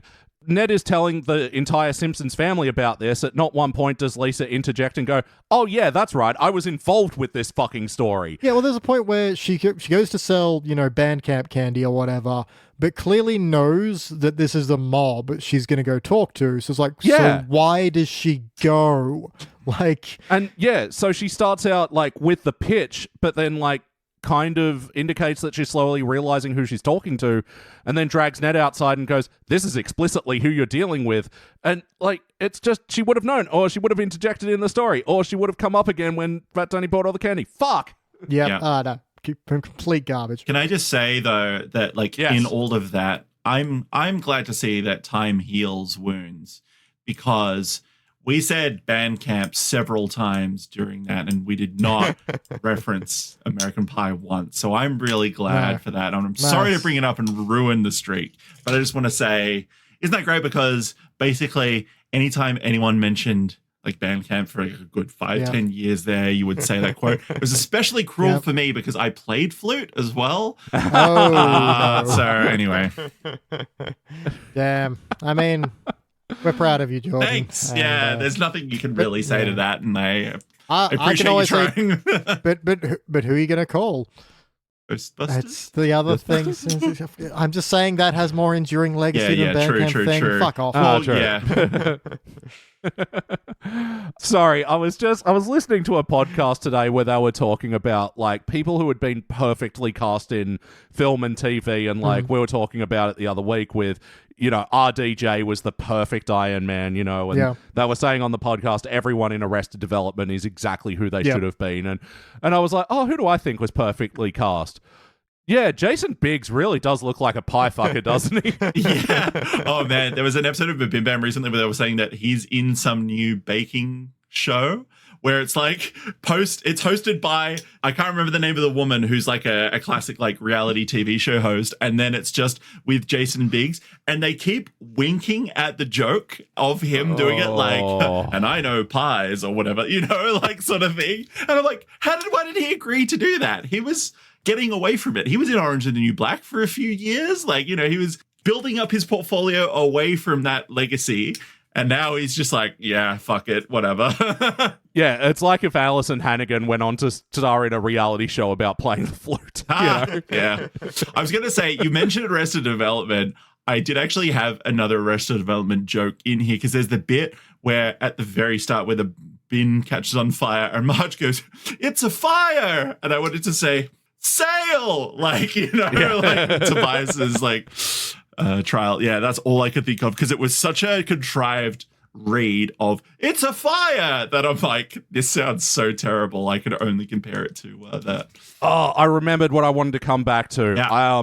That's the other thing. Harry Shearer as Ned Flanders is fucking bad in this episode. Yeah. He is floating in and out of that voice so hard, and he's not delivering any line with like enthusiasm or consistency of performance. Yep. This was a dog shit read on all parts. Like, Joe Mantegna, like, you can tell he's aged from, 30 years ago when he did Bart the Murderer, but it's still very authentically Fat Tony, albeit that guy's been incredibly typecast on his career, but, he does it well. Yeah, like, he leans into it. Harry Shearer doesn't have that excuse. He's been playing Ned for 30 years. What the fuck was this? Yeah, definitely bad. So enough with the heart. Did it feel like an episode of The Simpsons? It felt like season 24. Ooh. Ouch. Yeah, That's one of the worst. Tell us what you really think. I already failed it. What do you want? Yeah, I know. No, it's just like they're doing worse versions of their own jokes. Like, they're doing worse versions of their own plots. Yeah, it's so strange, right? Because there's like bits where like we always know that like Rod and Todd are like religious and stuff, and that's like And that's Flanders with the like, did you just blink? No. But then in the same episode, they're like, I found a pregnancy test. I'm like, how the fuck would you know what that is? Like, Yeah. you are so sheltered. There's no way that you, like, yeah, I don't know. Just Yeah, of all things to stupid. pull out a pile of garbage, why is it that? I will say I did pop a little for the joke where, like, oh, I'm putting Rod and Todd in safety. They're staying with my parents, and they're thanking God for the macaroni and for the cheese. And then Ned's dad, in his very Ned's dad beatnik way, goes, how did my roots end up so square? And I was like, Yeah, fair enough. I miss Ned's parents Yeah. from that one episode where they were good. I tell you what, it didn't feel like a Simpsons episode. You know what it did sort of feel like? Because they used a Cinema Sins ding in the. Yes. Did you hear that? They're like, No shit. That was another one of my oh fuck offs. yeah, Yep. with this actual definition or whatever of what sinister The meant. word sinister, yeah. And it was It's like, but sinister meaning left-handed, and yeah. I'm like, I got a lot of shit to say about God. Cinema Sin, but you know, like that's the fact that they use the same sound effect. I'm like, just pick anything else. Someone must recognize what that is. Like, please. Yeah. Actually, sorry, I did forget to mention in the last episode when Bart was like, I'm staying in the treehouse. Oh, we lent that to the sound effects guy. And then you hear a bunch of sound effects, including a Wilhelm scream, and it's like, Simpsons don't know the point of the Wilhelm scream. You're meant to bury it and make it hard to notice. Like, putting it all front and center defeats the point, unless that is the point, but I don't think you're that clever. No, not anymore. No. Yes, no, would you watch this one again? Fuck no, unless I'm like dissecting it. Unless you got me my scalpels. No. Dissecting is too good for it, Beach. Vivisecting. I don't actually know the difference. Dissecting, they're dead. Vivisecting, they're still alive when you're doing it. Oh, damn. Yeah, unfortunately, The Simpsons is still very much alive. Yeah, so he's already dead. Yeah, look, this isn't even fun bad. You know, like, I was showing my girlfriend the other day what to expect when Bart's expecting. Yeah. Because, like, recently I'd been showing her some, like, new good Simpsons and she'd been having a good time with it. And She's got to know the Drek and the and wonderful Drek. And also she hates musicals, so it had that extra benefit. Nice. Yeah, good. Nice. That is one that really makes me wish we had come up with a rank of cubic failure earlier. Because that is the perfect description for it. It is terrible, but in a way that is actually amusing to watch. Yeah. Oh, yeah. Special episodes like that and Lisa Goes Gaga, where it's just, how did you fail so spectacularly? This one is just, how wasn't this better? Yeah. Let's change it up. BT, how would you improve this one? Just scrap everything and start over? Like, core concept, fine. We've technically done it before, but sure, why not? Ned and the mob is not a bad idea.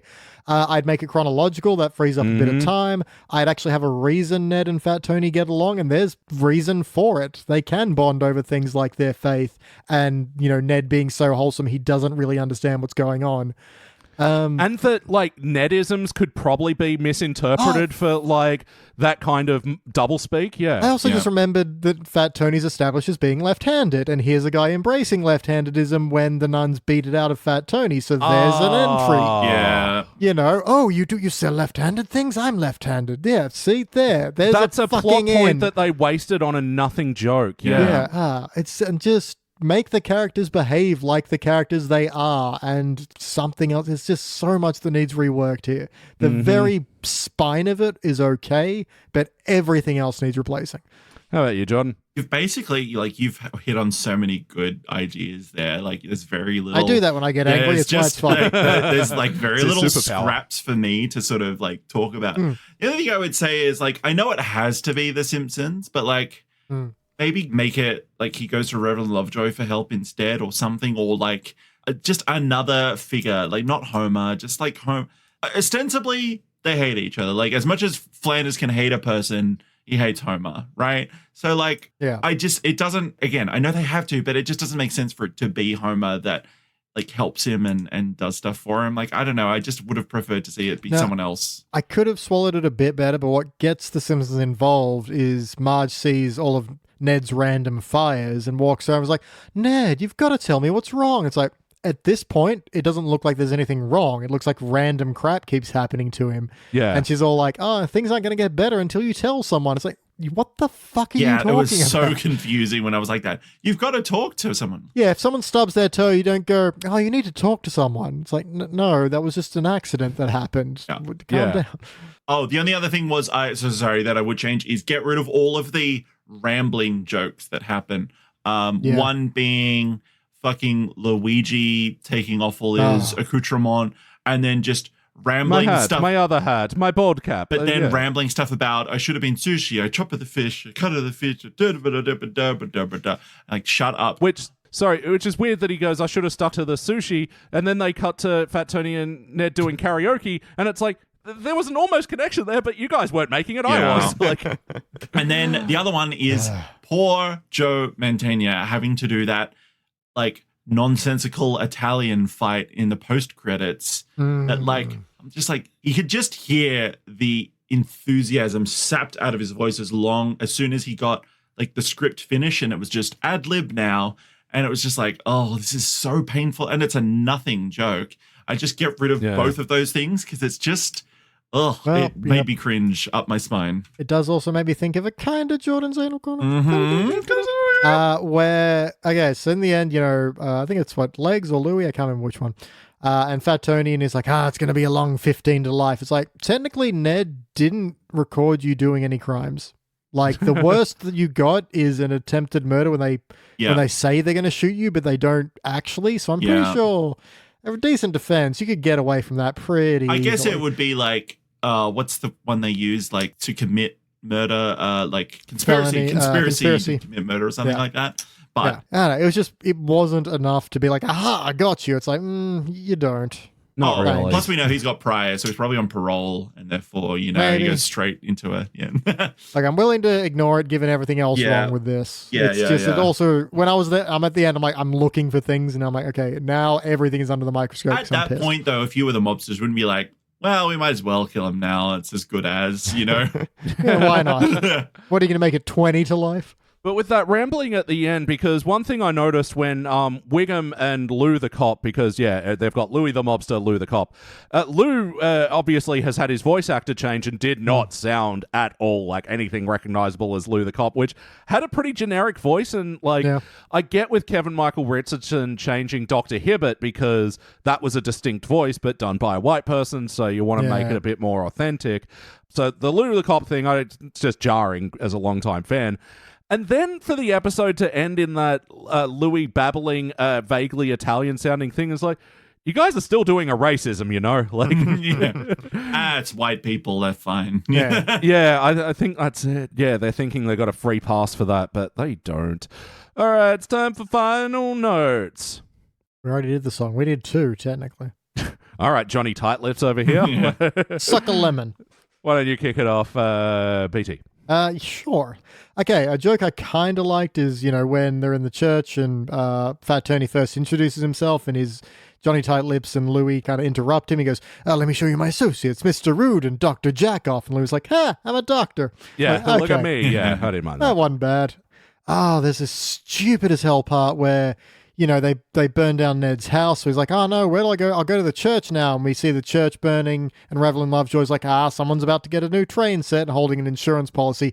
And then it has this long bit of his train set being on fire. And like slow-mo falling into the fire. But with like no reaction from like the Lovejoy or Ned or anyone else. It's just assuming that itself is funny. And it's like, no, I'm confused. Why is his train set on fire? Like, I get the idea is they're going after everything. Music. Yeah. But it's like, why would the mob be like, okay, next we send a set fire to his priest's train set. That'll show him. He doesn't even know what's happening. Whatever. It was just weird, and it was long. Well, is Lovejoy's one in the basement of the church? I guess that's what it's implied. But it's usually in the basement of his house. Yeah, so who knows what the fuck then? Yeah. There's this weird part, which I almost like from a visual, where the mobsters confront Homer in the bar, and he's like, you can't kill me from behind if I'm in front of you. And I do like he's moving around to always be in front of them, but it's like, they don't need to kill you from behind, dude. They'll just kill you. Yeah, I was confused on that. Well, like, I think they said choke him from behind.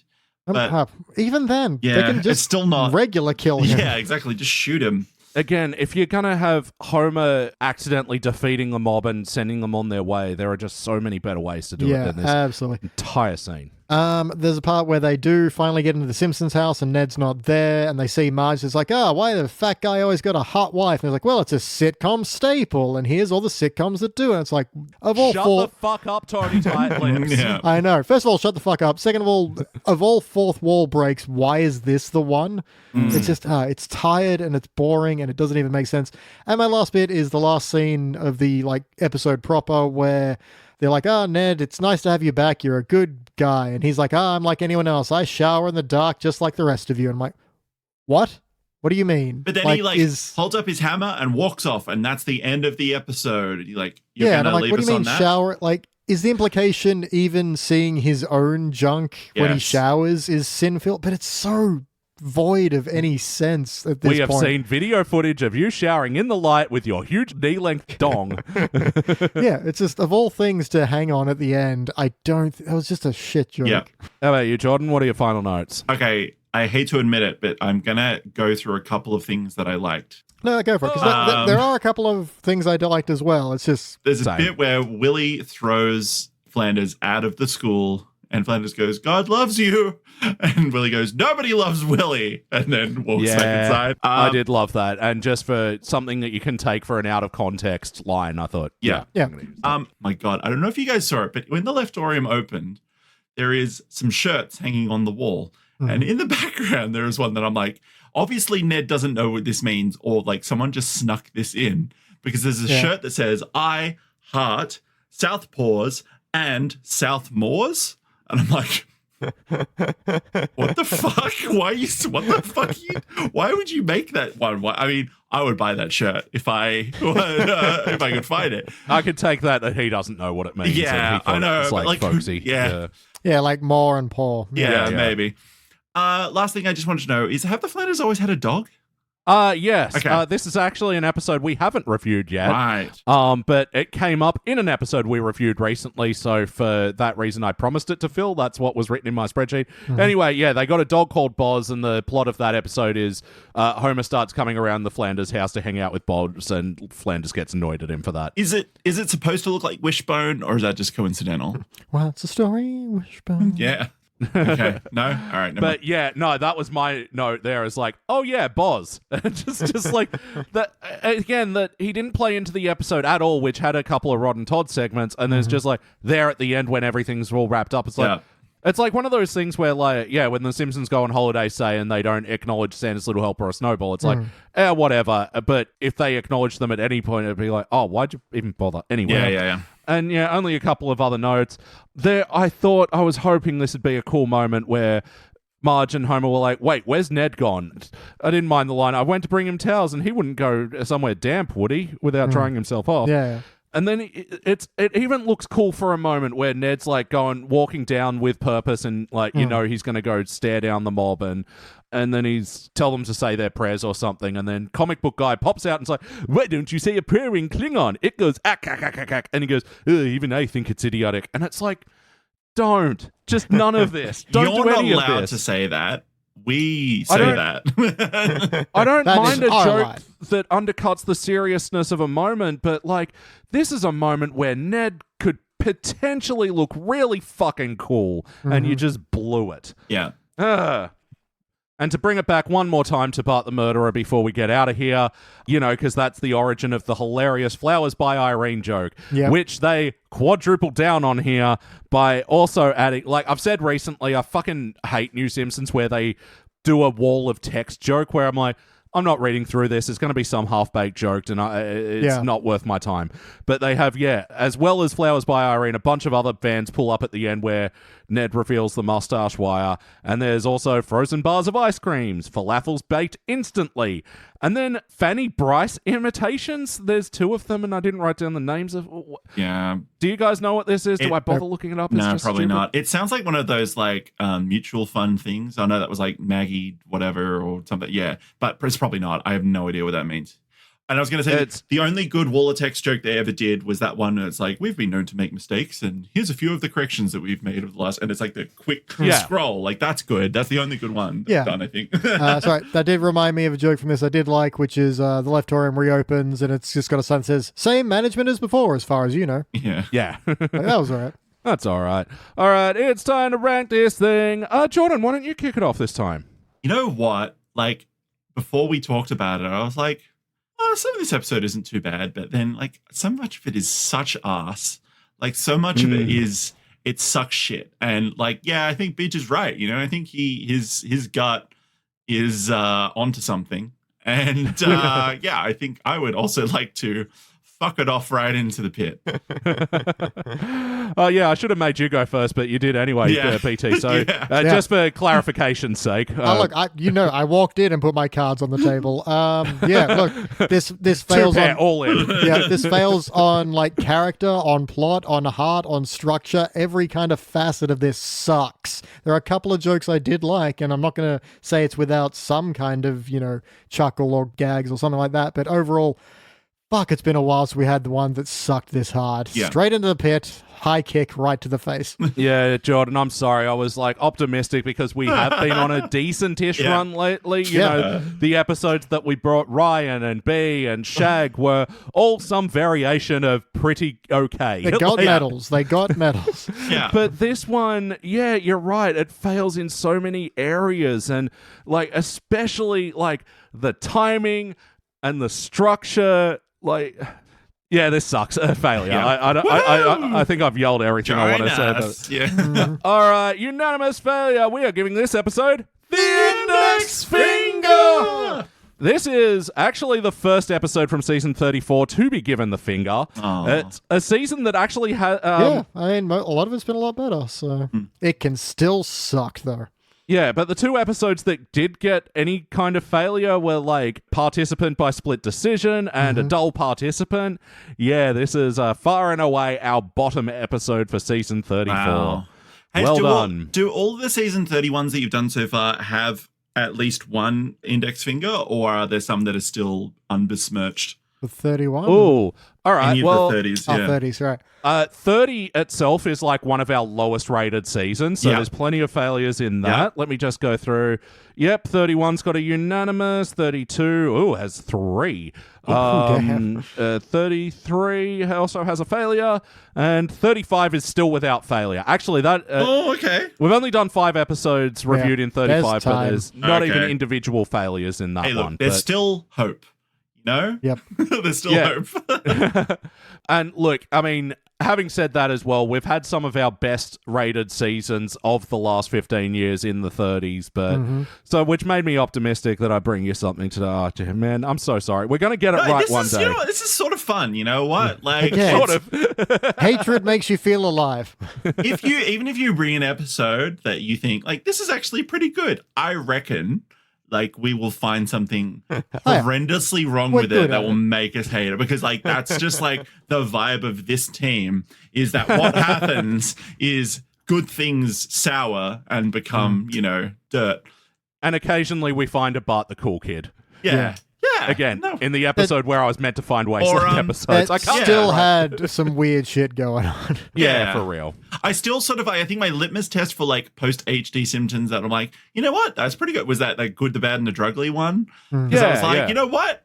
You do still have the capacity for not greatness, but like goodness at least. Yeah. So, I believe in you. Keep trying. Still our top rated episode of the 20s, I believe. Sorry, Beach? I was going to say, what was that recent bang we checked out? Like a Midsummer Childhood Night's Dream or something? It's a weird title. Something along those lines. But yeah, it's one of the first episodes of season 35. And yeah, that is really good, Jordan. Yeah, go check that one. All right, nice. It's worth making the effort to seek that one out. But for now, thank you so much for joining us tonight, mate. Oh, no. Look, it's absolutely my pleasure. I'm having a lot of fun, despite appearances. I like this. Oh, I am wonderful. a masochist, though, so, take that how you will. Well, we will. Well, we'll bring you back for more metaphorical whipping with Simpsons. Love it. And BT, you know what? We're not always negative. We're especially positive over on the paid feed. What are we doing over there? Oh, well, we have all kinds of stuff going on over on patreon.com/sidequeststudios. You can get, what are we up to, like 180 odd exclusive podcasts that can be unlocked like right now for like as little as $2. That's nothing. You saw that on the ground, you'd spit on it and then go back and pick it up. But yeah, you can get like cash anymore. Exactly. Oh, well, then again. You know what? I think the SideQuest Studios guys should have this cash. Yeah, exactly. we would take that spitty $2 coin. We'll take cash. Yeah. I'll figure out a way. Anyway, we're doing shows like Except When He's Not, where Elliot catches me up on all the episodes that I missed out on, just to complete my Simpsons experience. We also, aforementioned, we have Starring Springfield, where you get to recommend to us, as a perk of being a Patreon, movies for us to check out. You can make us watch Total Drek if you want, and you have in the past. But we've just had such a wide array. It's the reason we bring that show up so often, is we just have such a wide scope of various films, from Oscar winners down to shit you can only find on YouTube for free because no one cares anymore. Yeah. And yeah, speaking of Joe Mantegna, recently reviewed Three Amigos, which was, a surprising classic, and also reviewed another movie he starred in, Baby's Day Out. Yep. What do we think of those? Man, I forgot about that.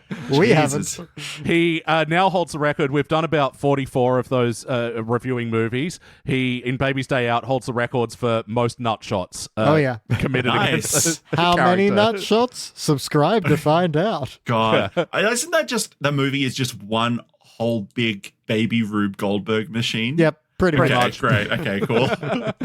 Yeah, it's funny because, like, yeah, it's just like a weird Home Alone, and it was also written by John Hughes. Yeah.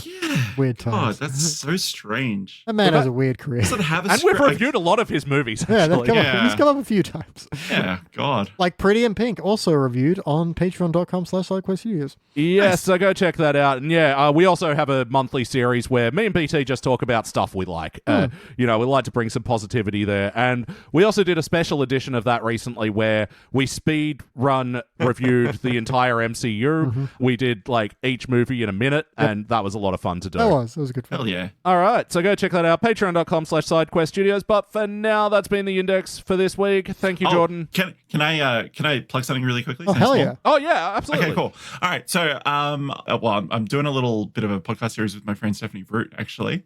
So it's going to be called Weathering the Stormare, where we're going through the films of acclaimed Swedish actor Peter Stormare, which you might recognize. Anyway, first episode we'll be looking at is Lars von Trier's 2000 tragedy, I would say, Dancer in the Dark, complete tearjerker. Oh, damn. Yeah. That's von Trier. I had no idea. Holy shit. Yeah.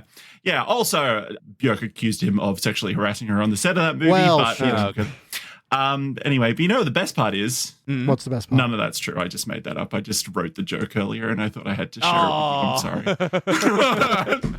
Although I was happy for a second, Jordan. You know what? Weathering the Stormare does sound like a really good idea, though. That's the first draft of that name. But anyway. Well, guess what, Jordan? It's It's a podcast now. Yeah. Someone's going to fucking put do it out in the... Yeah. Hey, look, if someone wants to do Weathering the Stormare, because I love Peter Stormare, and I think he's a great I'll review Dancer in the Dark. Don't you worry. Oh, Dude. no. I don't want to watch it again. It was so sad the first time I saw it. I'm like, all of this is so hard to watch. And I think I'm done with Lars von Trier. I would prefer to watch Happy Kittens instead. Oh, but yeah, you said Peter Stormare, and I'm like, oh, where do I know that from? Quick Google, and then he's that guy. he's the guy in Swedish Dicks. I fucking loved that show. yeah. He's been in like everything. Like, I think I first saw him in like fucking Prison Break, which is a weird thing. But then he's in a whole bunch of shit. Anyway, I'm sorry for tricking you. I'm just mad it doesn't exist. I don't mind know being what? tricked, but Also, the clue might have been that I said Stephanie Root, which is just Stephen Root, really, but I just gendered flipped it. Stephen Root, another great actor, love him. I'm really sorry. I'm really sorry. I thought about it. I'm like, Peach and Elliot will like this.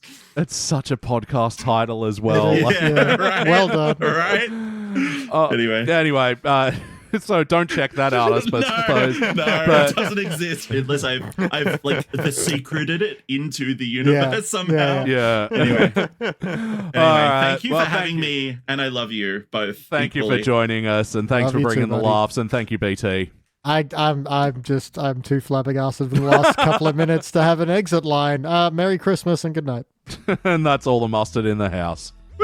Or the Peter Stormare in the podcast. And we have weathered the storm air. Yeah. Thank you for listening to the Simpsons Index podcast, which is also an online spreadsheet available at thesimpsonsindex.com. You can also check out our other shows, like Pulp Fury Radio, our scripted fiction podcast, which tells all original stories across a range of pulp genres, and Thrones of Game, where we review Game of Thrones in reverse order. Links to those podcasts and more will be available in the show notes. And now please stay tuned for the bonus scenes! All right. Yeah, BT, you recording? That's a yes. Oh, good. That's my thumb. Sorry, I did a big old you're into thumbs up. yeah, I know, but it's like a triptych where like we can only see your face and nothing either side of that one panel. Okay. You know, like, Right. You cropped my thumb. yeah. There we go. Yeah, because it's a mob thing. Yeah, my thumbs. That's a Yakuza thing, I think. Close enough. All mobs are the same. Yeah. Elliot J. O'Neill cancelled by the mob. Apart from koalas. I think they're called a mob of koalas. I might be wrong. I think that's kangaroos. You're right. Dang. My bad. Collective. Koalas are a syndicate. I don't even want to look up the answer now. Koalas. Oh, I don't like that. Oh, What it's is a it? colony of koalas. Colony. Yeah. I was going to say a transmission of koalas because of like the STDs they all have. Yeah. A chlamydia of koalas, yeah. You know, it's sorry, quick wrestling history story. One time, the wrestler Jake the Snake Roberts got a massive concussion because planned breaking guitar overhead spot went wrong. See, normally they have gimmicked guitars that are super light and super cheap that just explode on impact. Yeah. But whoever was like in charge of managing the show was like, "Oh, I'm gonna get a real nice guitar that's gonna look good on camera." Oh, no. But the problem is, yeah, you buy a nice like fucking $1,000 guitar, it's built And to it's solid. Yeah. It's called hardwood for a reason, guys. Yeah. And you see the footage. I think it's Honky Tonk Man as well, an Elvis impersonator character that didn't know who Elvis was. God. Breaks this. Doesn't even break. It just conks Yeah, right I on was his about head. to say it wouldn't. Yeah. That's so weird. That's like a guy who's, I don't know, what, a producer or a props master or something, who I have to assume doesn't realize wrestling is fake. Yeah. Because, like, surely you would know, oh, it's got to be a prop guitar. Yeah. No, it was back in the 80s where, yeah, legitimately some people still thought it was real. And, like, Yeah. news stories would be like, but is it real? News stories. All right, enough wrestling stories. Let's get on with the show.